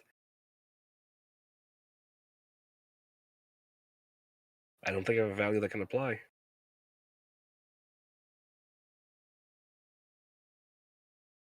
I will Only give you a other there. determination, but let me offer this deal to you, a complication that would rise. So the value you have, I understand machines better than people. I'll give you the option, but I'll make you do a roll for this. But the option would be you can use your determination, but what will happen is you'll actually manually have to take control of some of those ships, and the complication that will arise from that is people are not going to be happy with that. Like you just had that conversation with Aaron. You remember, like you said, like, and people controlling their own vessels is important, but you could actually manually override some of those so that you can control the formation better. Maybe it's because they're not listening to the orders I'm giving out. Yeah, apparently they're doing a terrible job. But that would let you use your determination if you want. Yeah, I'll do that. Okay. So I said I'd make you do a roll afterwards on the control. Let's not do that, but you could use your determination and re-roll any of the zeros that you want. okay. I'll reroll 3 of those arrows. Yeah. Oh boy. You had one job. One job. Wow. They really bet. don't want to listen to you. I'm just gonna go offline now, guys. See ya. Okay, so the complication here is when you override one of the Valor class vessels, there is a collision. They actually strike one of the God. support vessels, and there is a distress call that is issued over the wire saying that they need immediate assistance. And you remember the Valor class vessels are carrying quantum torpedoes, so this could be bad. This is Ensign Ian Delord to the bridge. What the hell just happened? I'm just learning about that myself. CIC, what the hell just happened? I'm trying to figure out an answer. So you're figuring out how to lie. Try and give a good answer inside. Also, just shaking my head at the kerfuffle of that failure. Oh my goodness. How bad was that, besides the complication? Wow, 16, 17, and then a 20. Mm-hmm. That's just awful across the board. Mm-hmm. That's why I gave you a terrible failure. You failed magnificently. Was attempting to correct one of the vessels. Unfortunately, that did not work. We're gonna have a discussion, you and I, about delegation after this is all finished. What are the damages? What's going on out there? One of the Valor classes just made a collision.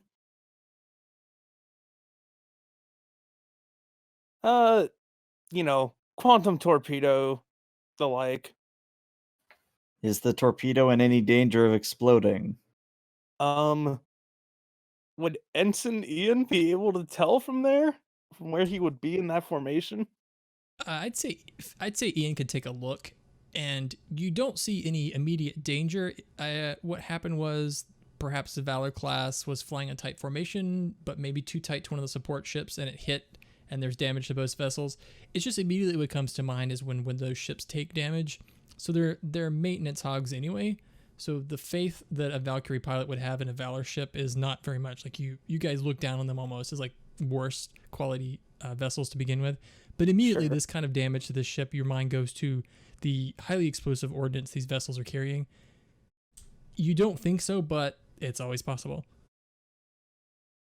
No immediate danger, Commander, but my suggestion would be that we bring that Valor class back in. Agreed. Have one of your fighters break off and escort it back. Will do, Commander. Ian out. And then once he's off comms, but CIC line is still open, and I say, again, you and I are going to have a discussion about this incident later, Montgomery, but let's just say no more overrides unless it's absolutely crucial. Understood. Bridge out. And TM turns to you, Soph Anthony says, Lieutenant Commander, if I could advise that we cancel the lieutenant's mission. It's possible they have injured on both vessels now. I think about it long and hard, and there's even maybe I'm stamping my front hoof, and I'm just like, no, with a collision like this, I don't think we're gonna deal with too much injured. Let's continue the mission. We will just simply look at this as a learning experience for many people involved. I'm going to resend a new flight formation for everyone to spread out a little bit more and not to be grouped up, and I'm monitoring who's following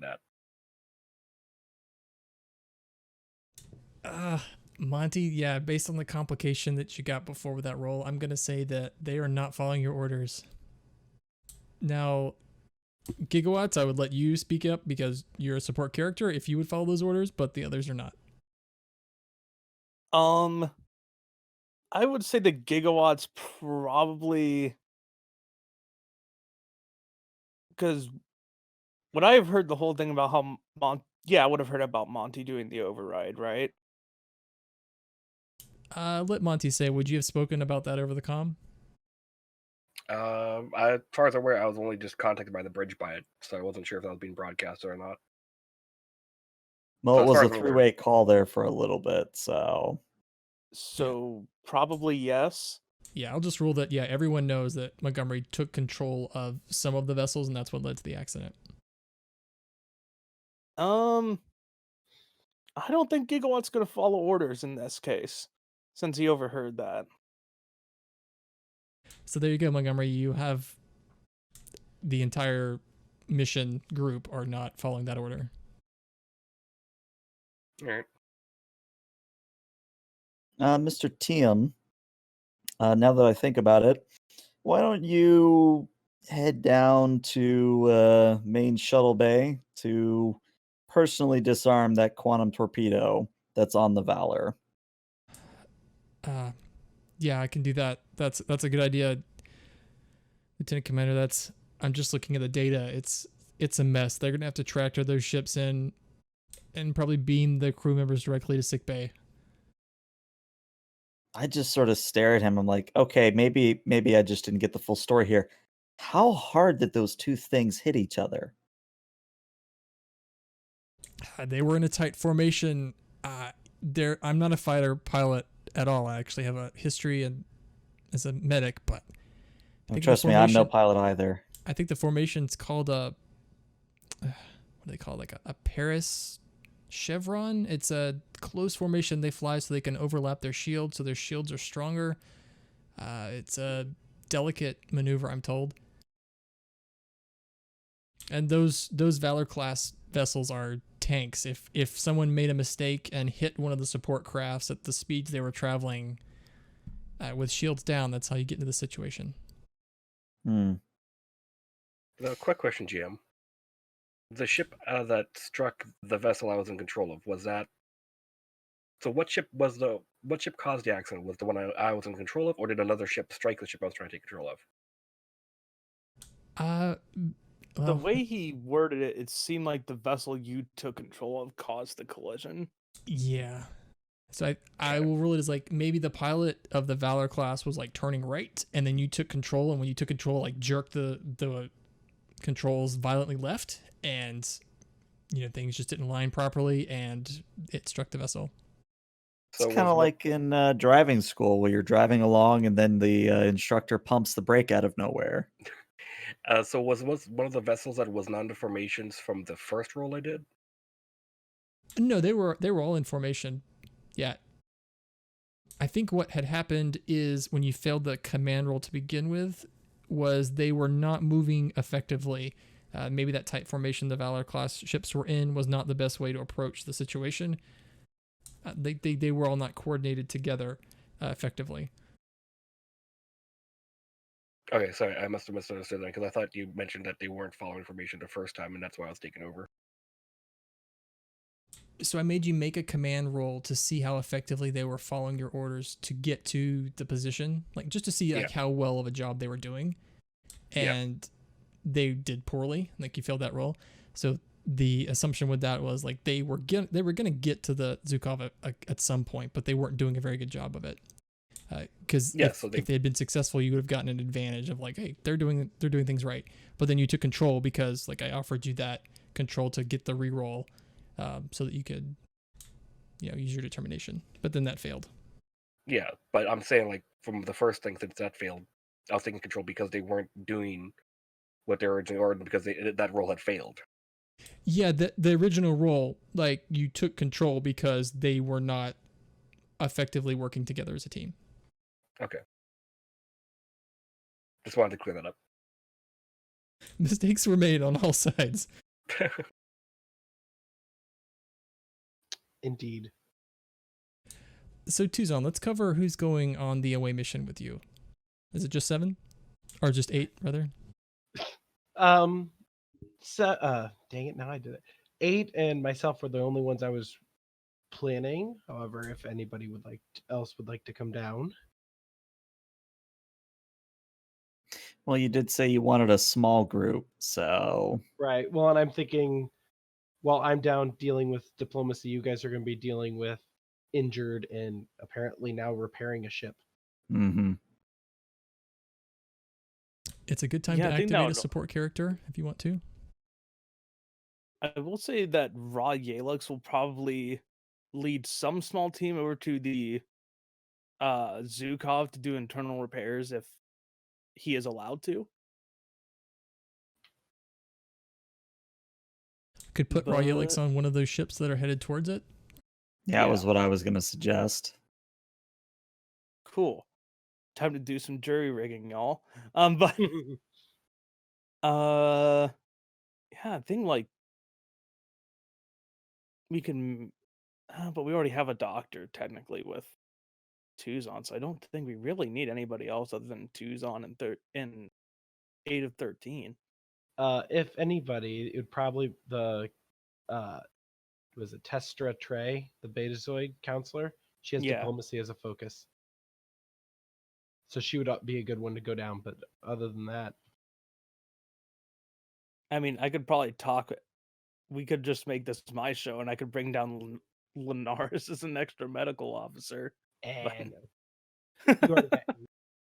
If anybody, that Testra would be about the only other one. I don't think we've ever activated her. We have not. And not to pressure anyone, it's just if we wanted to get more folks involved. I think there's 2 players that would not be there if it's just Tuzon and 8. I mean, I'm cool with sitting out a scene. I don't mind. All right, So- just the 2 of us. Okay, so Tuzon and 8. As you guys beam down to the surface of Acamar III, you beamed into the main palace area, which is where the sovereign does his thing along with the Senate.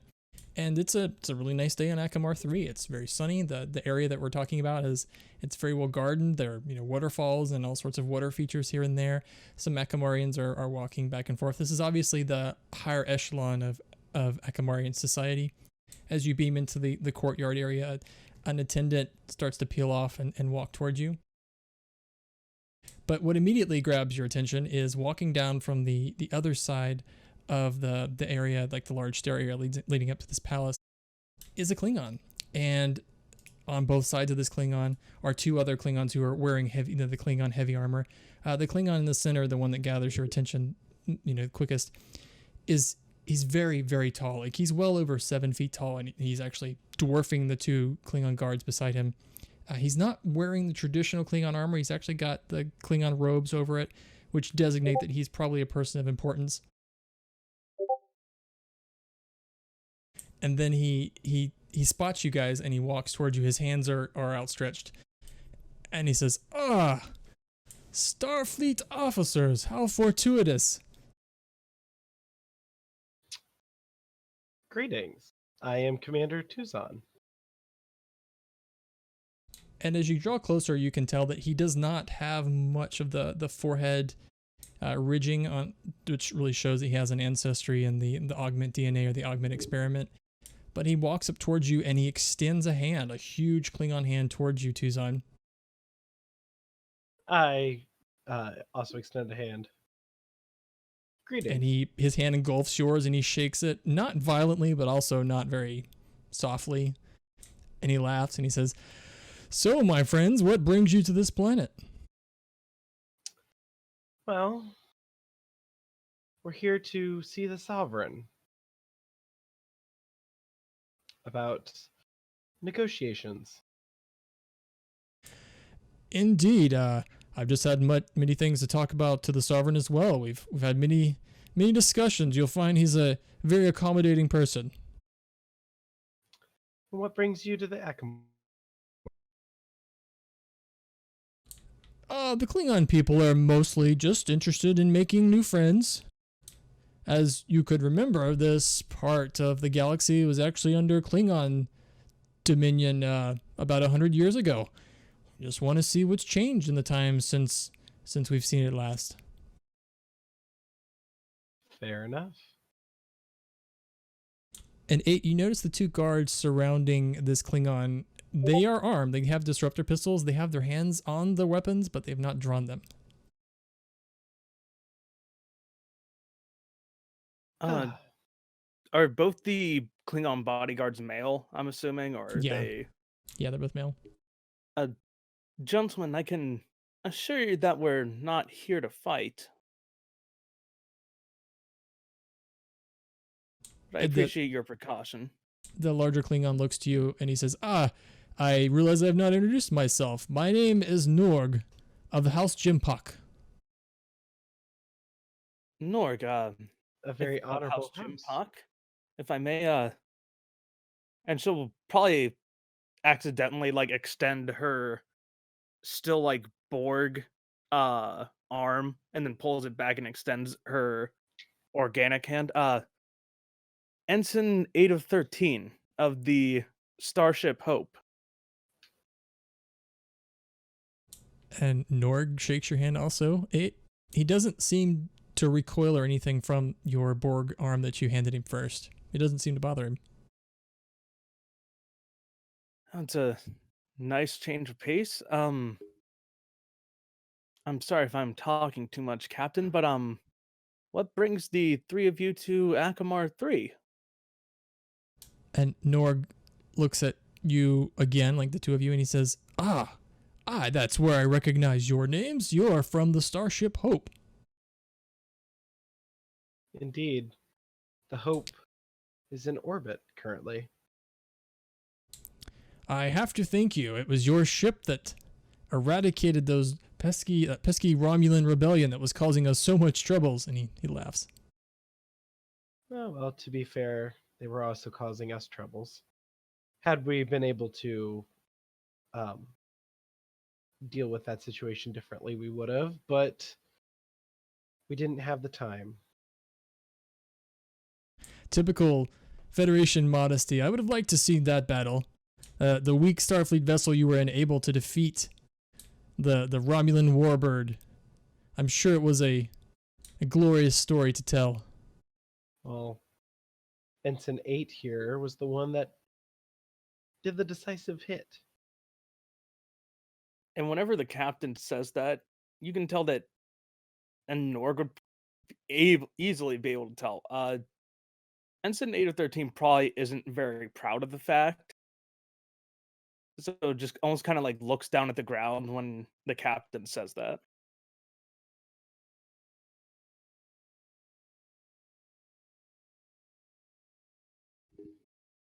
And Norg says, well, I returned to my ship. The Sovereign offered me this sad drink that they drink here, of course. I had no stomach for it. I prefer something a little heartier. I'm sure we will meet again. Indeed, I believe we will.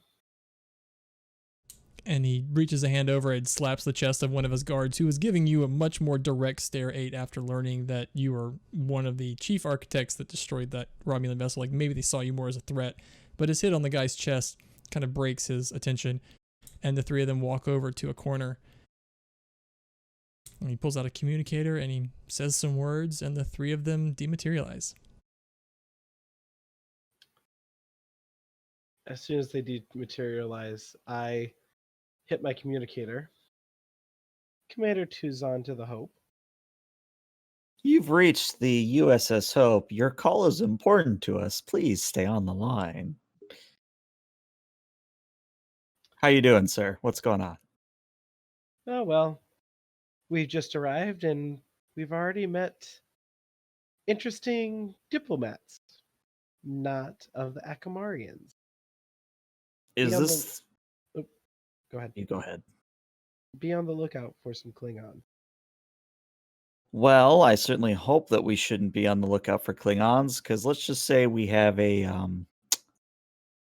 collision problem up here. This is not supposed to be Crash Course. Well, apparently that's what it turned into. Well, keep me apprised of that situation, and I will keep you all apprised of the situation down here. Very good. And, sir, let's just say that my report will not be favorable towards Mr. Montgomery. It is noted. Very good. Hope out. As soon as the communication is cut, Tuzon takes a deep breath. All right, let's go see what we can do. Of course. And one of the aides who had stammered away when the Klingons approached walks over to you And he says, this way, if you please. The sovereign's office is this way. We'll follow the aide. And the label of this place as an office is kind of giving it not enough credit. It's actually a large chamber. And as you walk into the chamber, it's a huge open area. Obviously, art audiences are held here, or perhaps larger gatherings. There's sunlight streaking through all the windows as it's getting, maybe towards midday. And a figure walks down from a large seat in the area, the end of the room. And as he approaches, you can tell he's an older Acamarian. He's wearing these long yellow robes of office, and he has this gold chain that stretches across his chest. It's obviously a status symbol that's identifying him in his position. And as he notices the two of you enter, the aide quickly scurries off, but the sovereign walks down from his pedestal and approaches the two of you, and he kind of quietly says as he gets close, "Oh, hello, my friends. It's great to see you. Welcome to Acamar III." Greetings. I assume you are Sovereign Jaren. That's correct. I am Sovereign Jaren, and who do I have the pleasure of speaking to? My name is Commander Tuzon of the USS Hope, and this here is my security officer, Ensign 8. And the sovereign looks at you, 8, and actually takes a step back. And he says, "Is that a Borg?" I used to be one, yes, but I can assure you I am no longer part of that terrible collective, Sovereign. We've had a scare years ago when a Borg cube passed through this area of space. The Starfleet vessel that encountered it was unable to handle them, and actually many lives were lost on a planet in a system not too far from here, so you'll have to forgive me if I have a bit of anxiety when I see a Borg. It reminds me of that scare. It's perfectly understandable, Sovereign. Indeed. However, 8 is one of our best security officers, and I thought she'd be a pretty good fit for coming down. But I believe we have some talking to do. Okay. What brings you here, Commander? And he motions over to a corner that's a little more comfortable instead of in the center of the room. Well, Sovereign, I've been sent here on a mission by the Commodore of Starbase 23. I am sure you are very well aware of the battles which are unfortunately occurring around this system in this sector. Unfortunately, there's been a lot of casualties, and so much so that we are coming here to request that you allow us to build a relief hospital in the Acamarian system for our wounded. We are, of course, aware of the fighting that is going on around us, which is chiefly the reason why the Acamarian government has decided to remain neutral. We believe in not taking sides in this conflict. It is the best long-term solution for the Acamarians. A notable position, especially considering you are so close to the front line that things could change on what side of that line you are on. However, medical facilities in the tradition of war have always been considered neutral ground. And he says, "Well, that's would be wishful thinking to hope that if there were a Starfleet facility on this planet, as you're asking, that they would not be seen as a hostile facility or hostile location. But I think that it would draw lots of negative attention to this planet." I mean, you are currently sitting in the front line is not going to move very easily this direction, and my vessel is prepared to help defend the system as well should that need. Our interest is solely with our casualties, but we don't want to bring the Acamarian people into this war. I understand, Commander, and that's very noble of you to remember us. But there is one pressing concern. If you're not aware, that we actually have a overpopulation crisis on this planet, and real estate on this planet is at a premium. Yes, I was doing some research about that prior to coming down here and had some interesting ideas on how we could help solve that problem.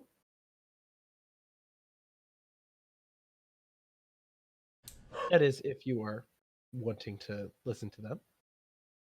Well, sure, I would be interested in hearing your ideas. Absolutely. I have the utmost respect for Starfleet. Well, that's good to hear. So, overall, we think we are kind of down to a few options. Looking at the overpopulation, we obviously do not want to have to displace any Acamarians. We want, if we have a hospital facility on this planet or in the system, we want it to not interfere with anything that the Acamarian people are doing. Daily lives should not be altered for the needs of another, is probably the best way that I can say it. Looking at it, we have a couple of different options. We could try to set up shop on one of the other planets in the system, but that does require a massive infrastructure build of a biosphere, something that we don't necessarily have time for, considering we have a ship that is en route to the USS Hope as we speak, full of injured. The Hope, previously to its current condition, was hospital ship. So we have a large hospital facilities that we are doing our best to facilitate some of the casualties, but even we are not enough.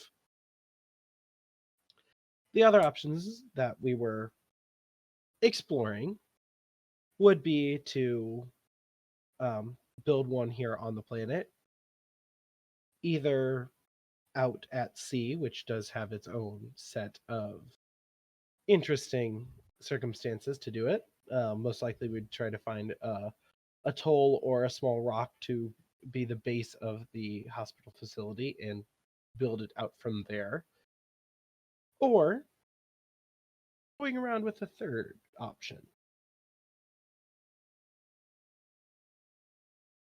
Well, I would be happy to present your argument to the Acamarian Senate, of course, with my full support, but it just dawned on me that this might be an unpopular measure because some of the Senate might question why we would allow the construction of a Starfleet hospital when, if the means are available to us, we don't use that for housing. So there is a way that we could convince the Senate of the value of Starfleet.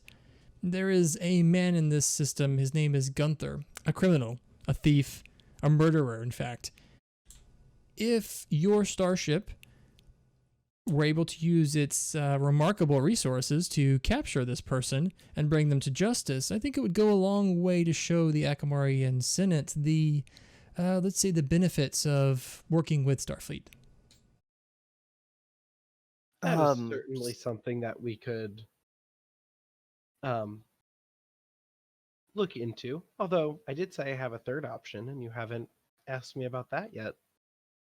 If I may interrupt, Sovereign, what exactly do you mean by bring him to justice? Because that can be interpreted in multiple ways.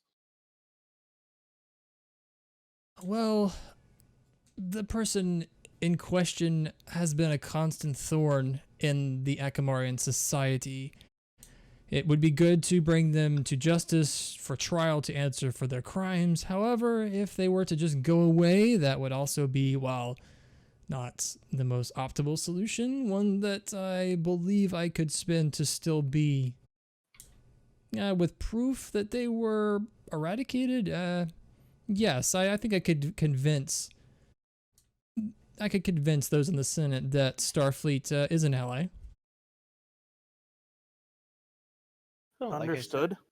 we can look into that, but I do have a third option, and it might actually be something that could help the Acamarian people with their overcrowded population. As you said, it is an issue, and we do want to not hinder your development as a planet.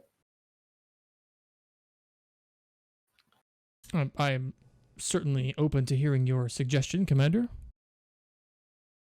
My suggestion involves some of the more inhospitable lands on the planet. As my readings were showing, Acamar, the planet here, it, due to the star, has some rather inhospitable locations on the land that, due to those situations, can't be really used for habitation.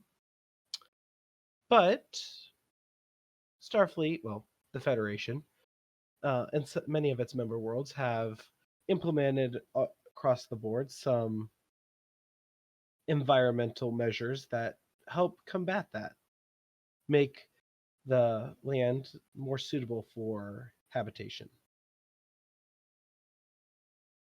That sounds like a remarkable solution. How long do you think it would take to terraform the uninhabitable parts of our planet? Long term, to terraform the whole situation, to be quite honest, I haven't the foggiest idea. We would have to consult one of the science teams in either aboard our vessel if they are able to, or we might have to consult Starbase 23.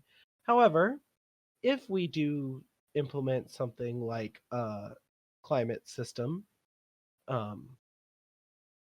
that would help bring rains to that area because it's barren land. It would take some time to terraform it, but it would make the land more hospitable, almost instantaneous, simply by creating more of a controlled climate, similar to the system we have on Earth. I think this is a great potential idea, Commander. I will also be happy to bring this to the Senate. I think that if we could create more land to grow and to expand our population, that most on this planet would be very excited. I do think the distrust of Starfleet will need to be mitigated, and especially the large ask that I will have of my people to act on trust, I guess, as it were. Bringing Gunther to justice would be a great first step in creating that relationship. I'll see what I can do with Gunther, but you see what you can do as well with the options that I've presented. Excellent, Commander. And as I said, I am your friend. You have no convincing to worry about. For me, it's the battle with the Senate that will take most of my time. They are very rigid in their beliefs. But I believe if we can bring Gunther to justice, he will be a great token for our next step. I completely understand. If it would help, I could speak to some of the senators for you. That might actually backfire, Commander. I have a long and let's say entrenched relationship with most of the senators. I can apply a type of pressure to resolve the situation that you may not have available to you. If you can, I trust your judgment. thank you, Commander. I believe though, if we can bring them evidence that Starfleet is willing to produce results, that will persuade even the most determined of our Senate. Well, then, it sounds like we both have tasks ahead of us. Better go get busy on ours. Tuzan, why don't you give me a command insight difficulty of 3? Oh boy. I'm going to give you this momentum for a third die. Focus and diplomacy would definitely apply. All right.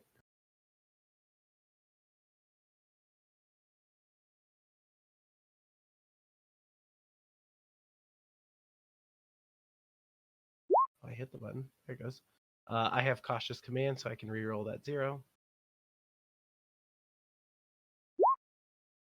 Well, I got 2 successes. And with that, the Sovereign nods to you and he says, if you don't mind, I do have an awful lot of work to do running the planet, but I will keep you apprised of any discussions and let me know once you've captured the criminal Gunther. Indeed, I will. We will be in contact. With that, we turn on our heels and walk out of the Grand Hall.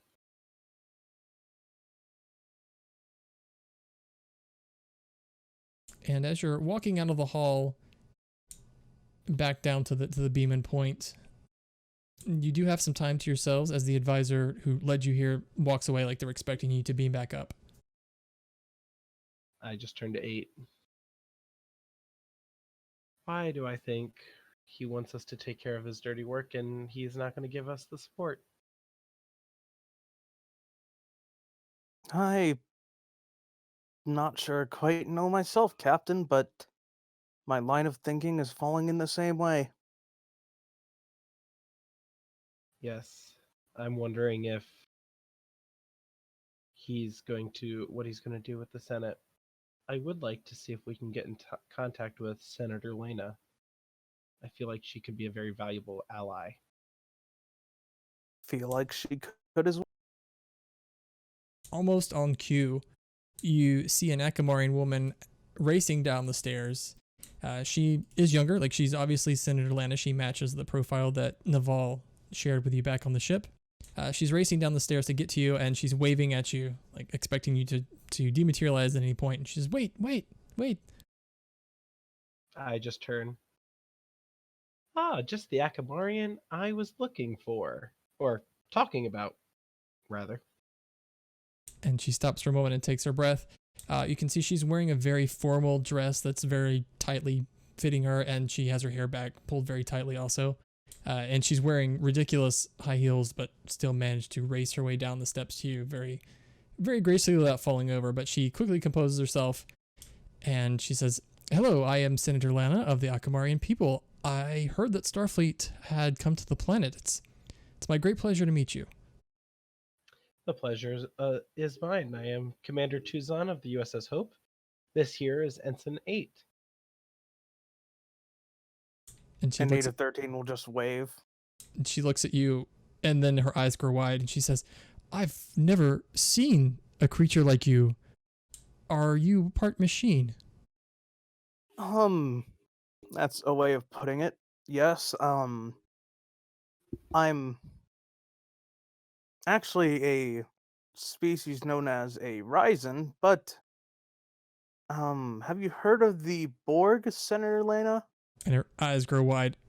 Are you a Borg? I was one of them, but I was freed. I have my own free will and personality, and I have nothing to do with that atrocious thing anymore.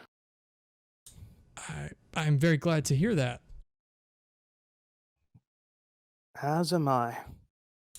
And she says, I'm very glad, well, first of all, to see Starfleet. I've been lobbying for us to contact the Federation Council for quite some time. What brings you to Acamar?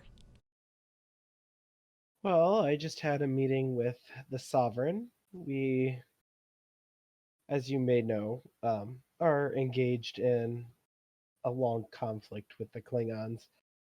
Unfortunately, relatively close to the Acamar system.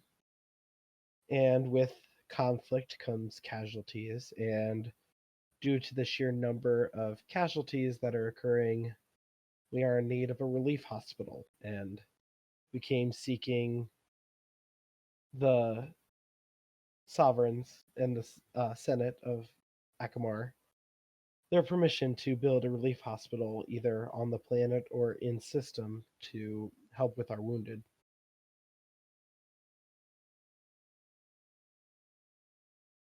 I've been trying to follow the war as best I can from our planet. As you know, we don't have too many starships, unfortunately, so it's been very difficult to get word. And you said you have a desire to build a relief hospital on this planet? Indeed, and do it in a way that we are not interfering or taking away land from the Acamarian people. We know of your overcrowding of the planet, and we don't want to have to force people out of their lands. I'm sure that we could come up with something. There are 2 other planets in the system that can support life. If you need to help people, we can certainly make room for you. Looking, and she motions around, looking at this place, as you can see, there's plenty of room on our planet if we want to find it. We may have to displace some people here and there, but if you're saying they were injured, especially at a war, I think we could help. Well, I'm glad you see it that way. The Sovereign wasn't as willing to help. He didn't say no, but definitely was, we'll help you, but you have to do something first. That doesn't surprise me in the least. The Sovereign has been strongly against building starships, leaving this planet, or being in contact with the outside galaxy at all. Which is a different message than he paints for those who represent those foreign governments that when they are face to face. Indeed, I'm sure from your discussion that he's promised to do nothing. Well, he did say that he would see what he could do in the Senate, but that in order to get his support, we have to do some little bit of heavy lifting. Although I thought my counter argument was was a good one. Basically, I presented him with 3 options. The first one being a biosphere on one of the other 2 planets here in the system. As you said, they can support life with a lot of assistance, although we have a ship inbound with wounded as you and I are standing here talking. We don't necessarily have the time to build a biosphere. This building a water floating hospital out in the ocean here on the planet, either atop of a rocky outcrop or an atoll where we could have a central base and then build out from there. But as the Sovereign pointed out, well, if you guys could have done that, you would have used that for more space for people to live. But I did present him with a third option.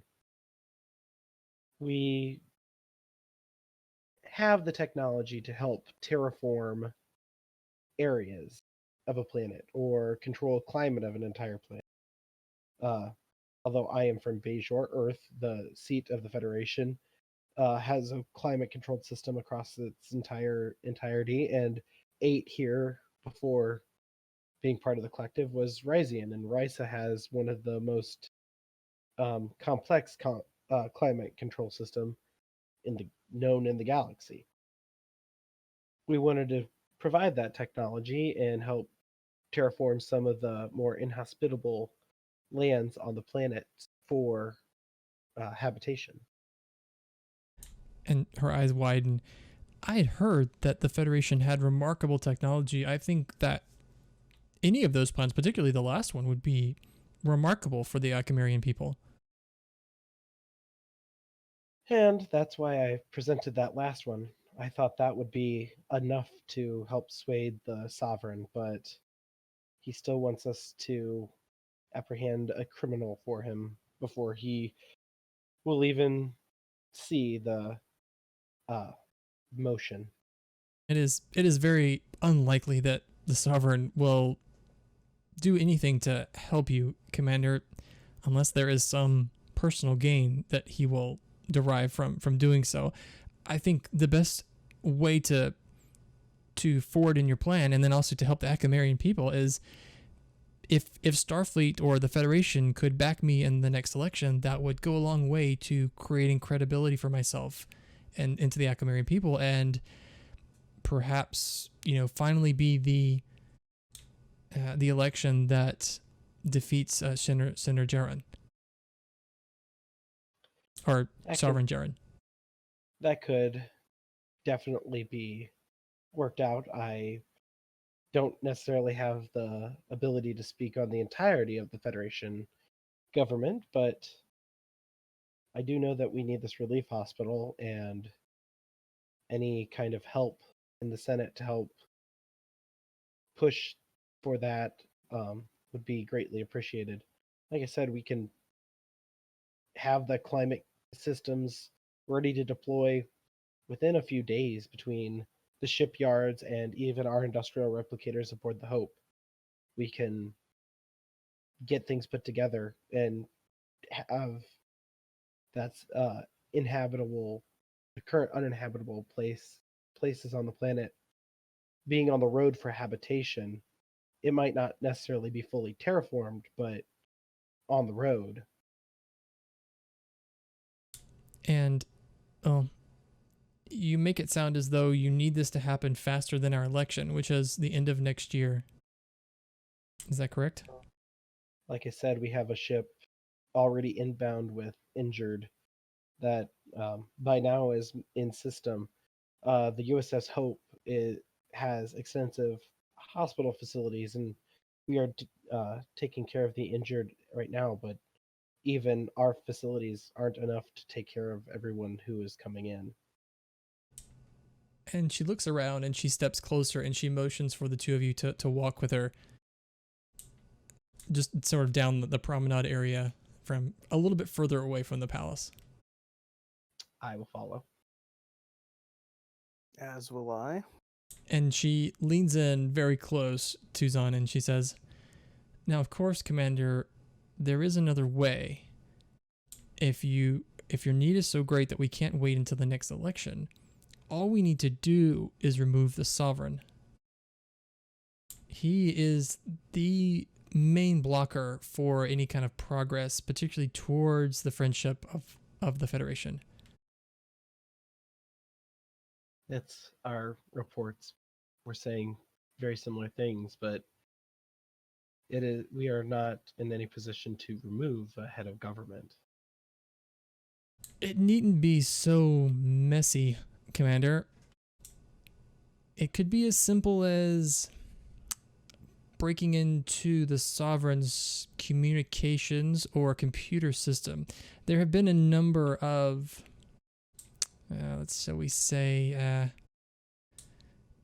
conspiracies linked to the Sovereign, but he's always managed to work his way out of them. If you could fabricate some kind of evidence that would lead to his prosecution, he would immediately be removed from office, and that would create an immediate election. Well, that is an intriguing option, although we are bound by our prime directive to not interfere with the powers of a foreign government. That being said, I'm sure we could do some passive scans over some of the inhospitable areas to find a place suitable for these terraforming devices as well as our hospital, and see what our scans pick up. And I just smile. Just think on it, Commander.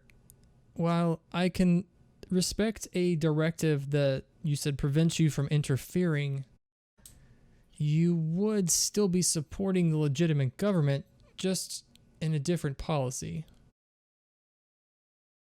That is true. I am an elected official of my government. I got to my position through elections. The people chose me. That is true.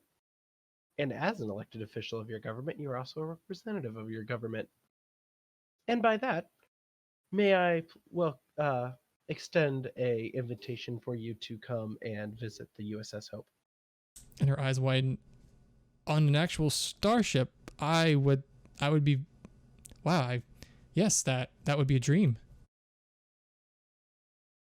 Indeed. I tap my comm badge. Commander, choose onto the Hope.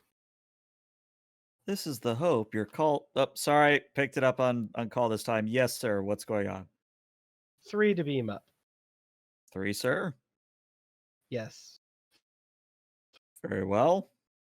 And I give the order to beam them up. And as they are beaming up to the Hope, let's jump back to the CIC. Montgomery, you're coordinating, or at least watching the mess that's happening. The damaged ships are returning back, and the other ships that were not damaged are proceeding on with their mission. And in walks Mr. Naval, and he casually walks over, trying to not bother you, like he usually does, and he says, Lieutenant, how are things? Interesting. That's how they are currently. I've heard the situation with the Zukov has become a little more complicated. Yes. I know you've been busy, Lieutenant, so I don't want to take up much of your time, but I was given permission to examine your service record by Lieutenant Commander Sofanth, with the belief that we could use your exemplary history as fuel against your detractors on board. After the incident today, I do not think that'll help. Well, you have many people that have testified to your many qualifications in your position, but it's not that I wish to speak of. I uncovered something in my investigation that was a strange discrepancy. And if you don't mind clearing it up for me, I think it would go a long way. On March 8th, 2395, there is a report of an incident at the academy while you were there during a Parisi Square match with a cadet Mokhtari. Do you remember that? Do I, GM? Yeah, you do. You have a clear memory of it. Yes, I do. The report states that in the Parisi Square match, you fell and suffered a fracture in your humerus and also 4 broken ribs. How is that possible? Are you aware of the program I have running within my subroutine called Pinocchio? I am not aware. It was a program designed by Bruce Maddox to help me appear more human. Vocabulary pauses, word flubbing, tics, twitches, habits. This was all dictated by Pinocchio. It also helps me with expressing the right emotion, even though I do not understand it. It was the hope that one day it would grow with enough knowledge and integrate permanently into my main subroutine, and I would become what Commander Data was able to possess, emotion. Interesting. So in the Parisi Square match in question, should I gather that the medical records are incorrect and you did not have a fracture in your humerus or the broken ribs? That is correct. It was simply a test to see how well the Pinocchio subroutine would emulate human emotions and responses. And he raises. Although, Okay. I have to admit, it has worked better in the academy than it has on the Hope. He raises an eyebrow. It is quite curious to me. The nurse in question who did your examination has an otherwise thorough record. I can't imagine that they would have erred so grievously on their medical records and in fact, and he scans over, here's an x-ray that shows fractured humerus and broken ribs. Quite a confusing set of circumstances. It's almost as if that this belongs to someone else. He'll just tilt his head slightly and look at it. Like, I can only assume that the files were altered after the fact. I do know that Bruce Maddox was curious about my progress. And Montgomery, it's at this point when that subroutine in your mind that has been filling you with doubt, questioning, where you've had the, choices, or questioning you, when you make a decision, it says, maybe that's not the right choice. It very clearly speaks out to you that the best way to handle this situation is to kill Mr. Naval. Just go look at him for a second and just shake my head. And that is actually where we are going to close it up for the day. And with Montgomery staring perhaps a little homicidally at Mr. Naval, and that's where we will pick up next time. Oh, But God. we need to do the dreaded rolls here for each of the fleets and each of the areas. So I'll to roll cover for the 7th. to cover this again, what happens is I need each of you guys to roll challenge dice for me. So for the 3rd fleet, I need 5 challenge dice. For the 7th fleet, I need 7, and for the 5th fleet, I need 3. Well, the 7th fleet's not having a good time. Ugh. The 7th fleet rolled 3. Let's see. So I've got 3 fleets, so I'm going to do 2 threat for each to buy 2 extra dice. Good. So the 3rd fleet's going to roll it's 9 challenge dice. Okay, so Oh, the Delta group has defeated the 3rd fleet some more. Well, the 3rd hasn't rolled yet. I'll Oh, Yeah, there's a but I 7th. don't think Oh, it's dang. beaten an 8. Oh, Yeah, dang. So I'll- yeah, I'll somebody- roll for the 3rd and see what happens. 5 Like, challenge you dice. would have please. to get all 2s. Not It all. could happen. Yeah. Yeah. mean- So 3rd fleet's defeated some more. And then 2 threat for Bravo, which I believe is 10 challenge dice. Oh! 10. Huh! Ow. Yeah, I don't see how we're supposed to really have a fair fighting chance at this. This has not been set up to be fair. What this is doing is putting stress on the different areas for you guys that you may have to start moving into to correct yourselves. Well, I get that, but there's no way to boost any of the fleets on our side. Like you're using Well, threat to. Well, I if we mean, had well, that- momentum. If you had momentum.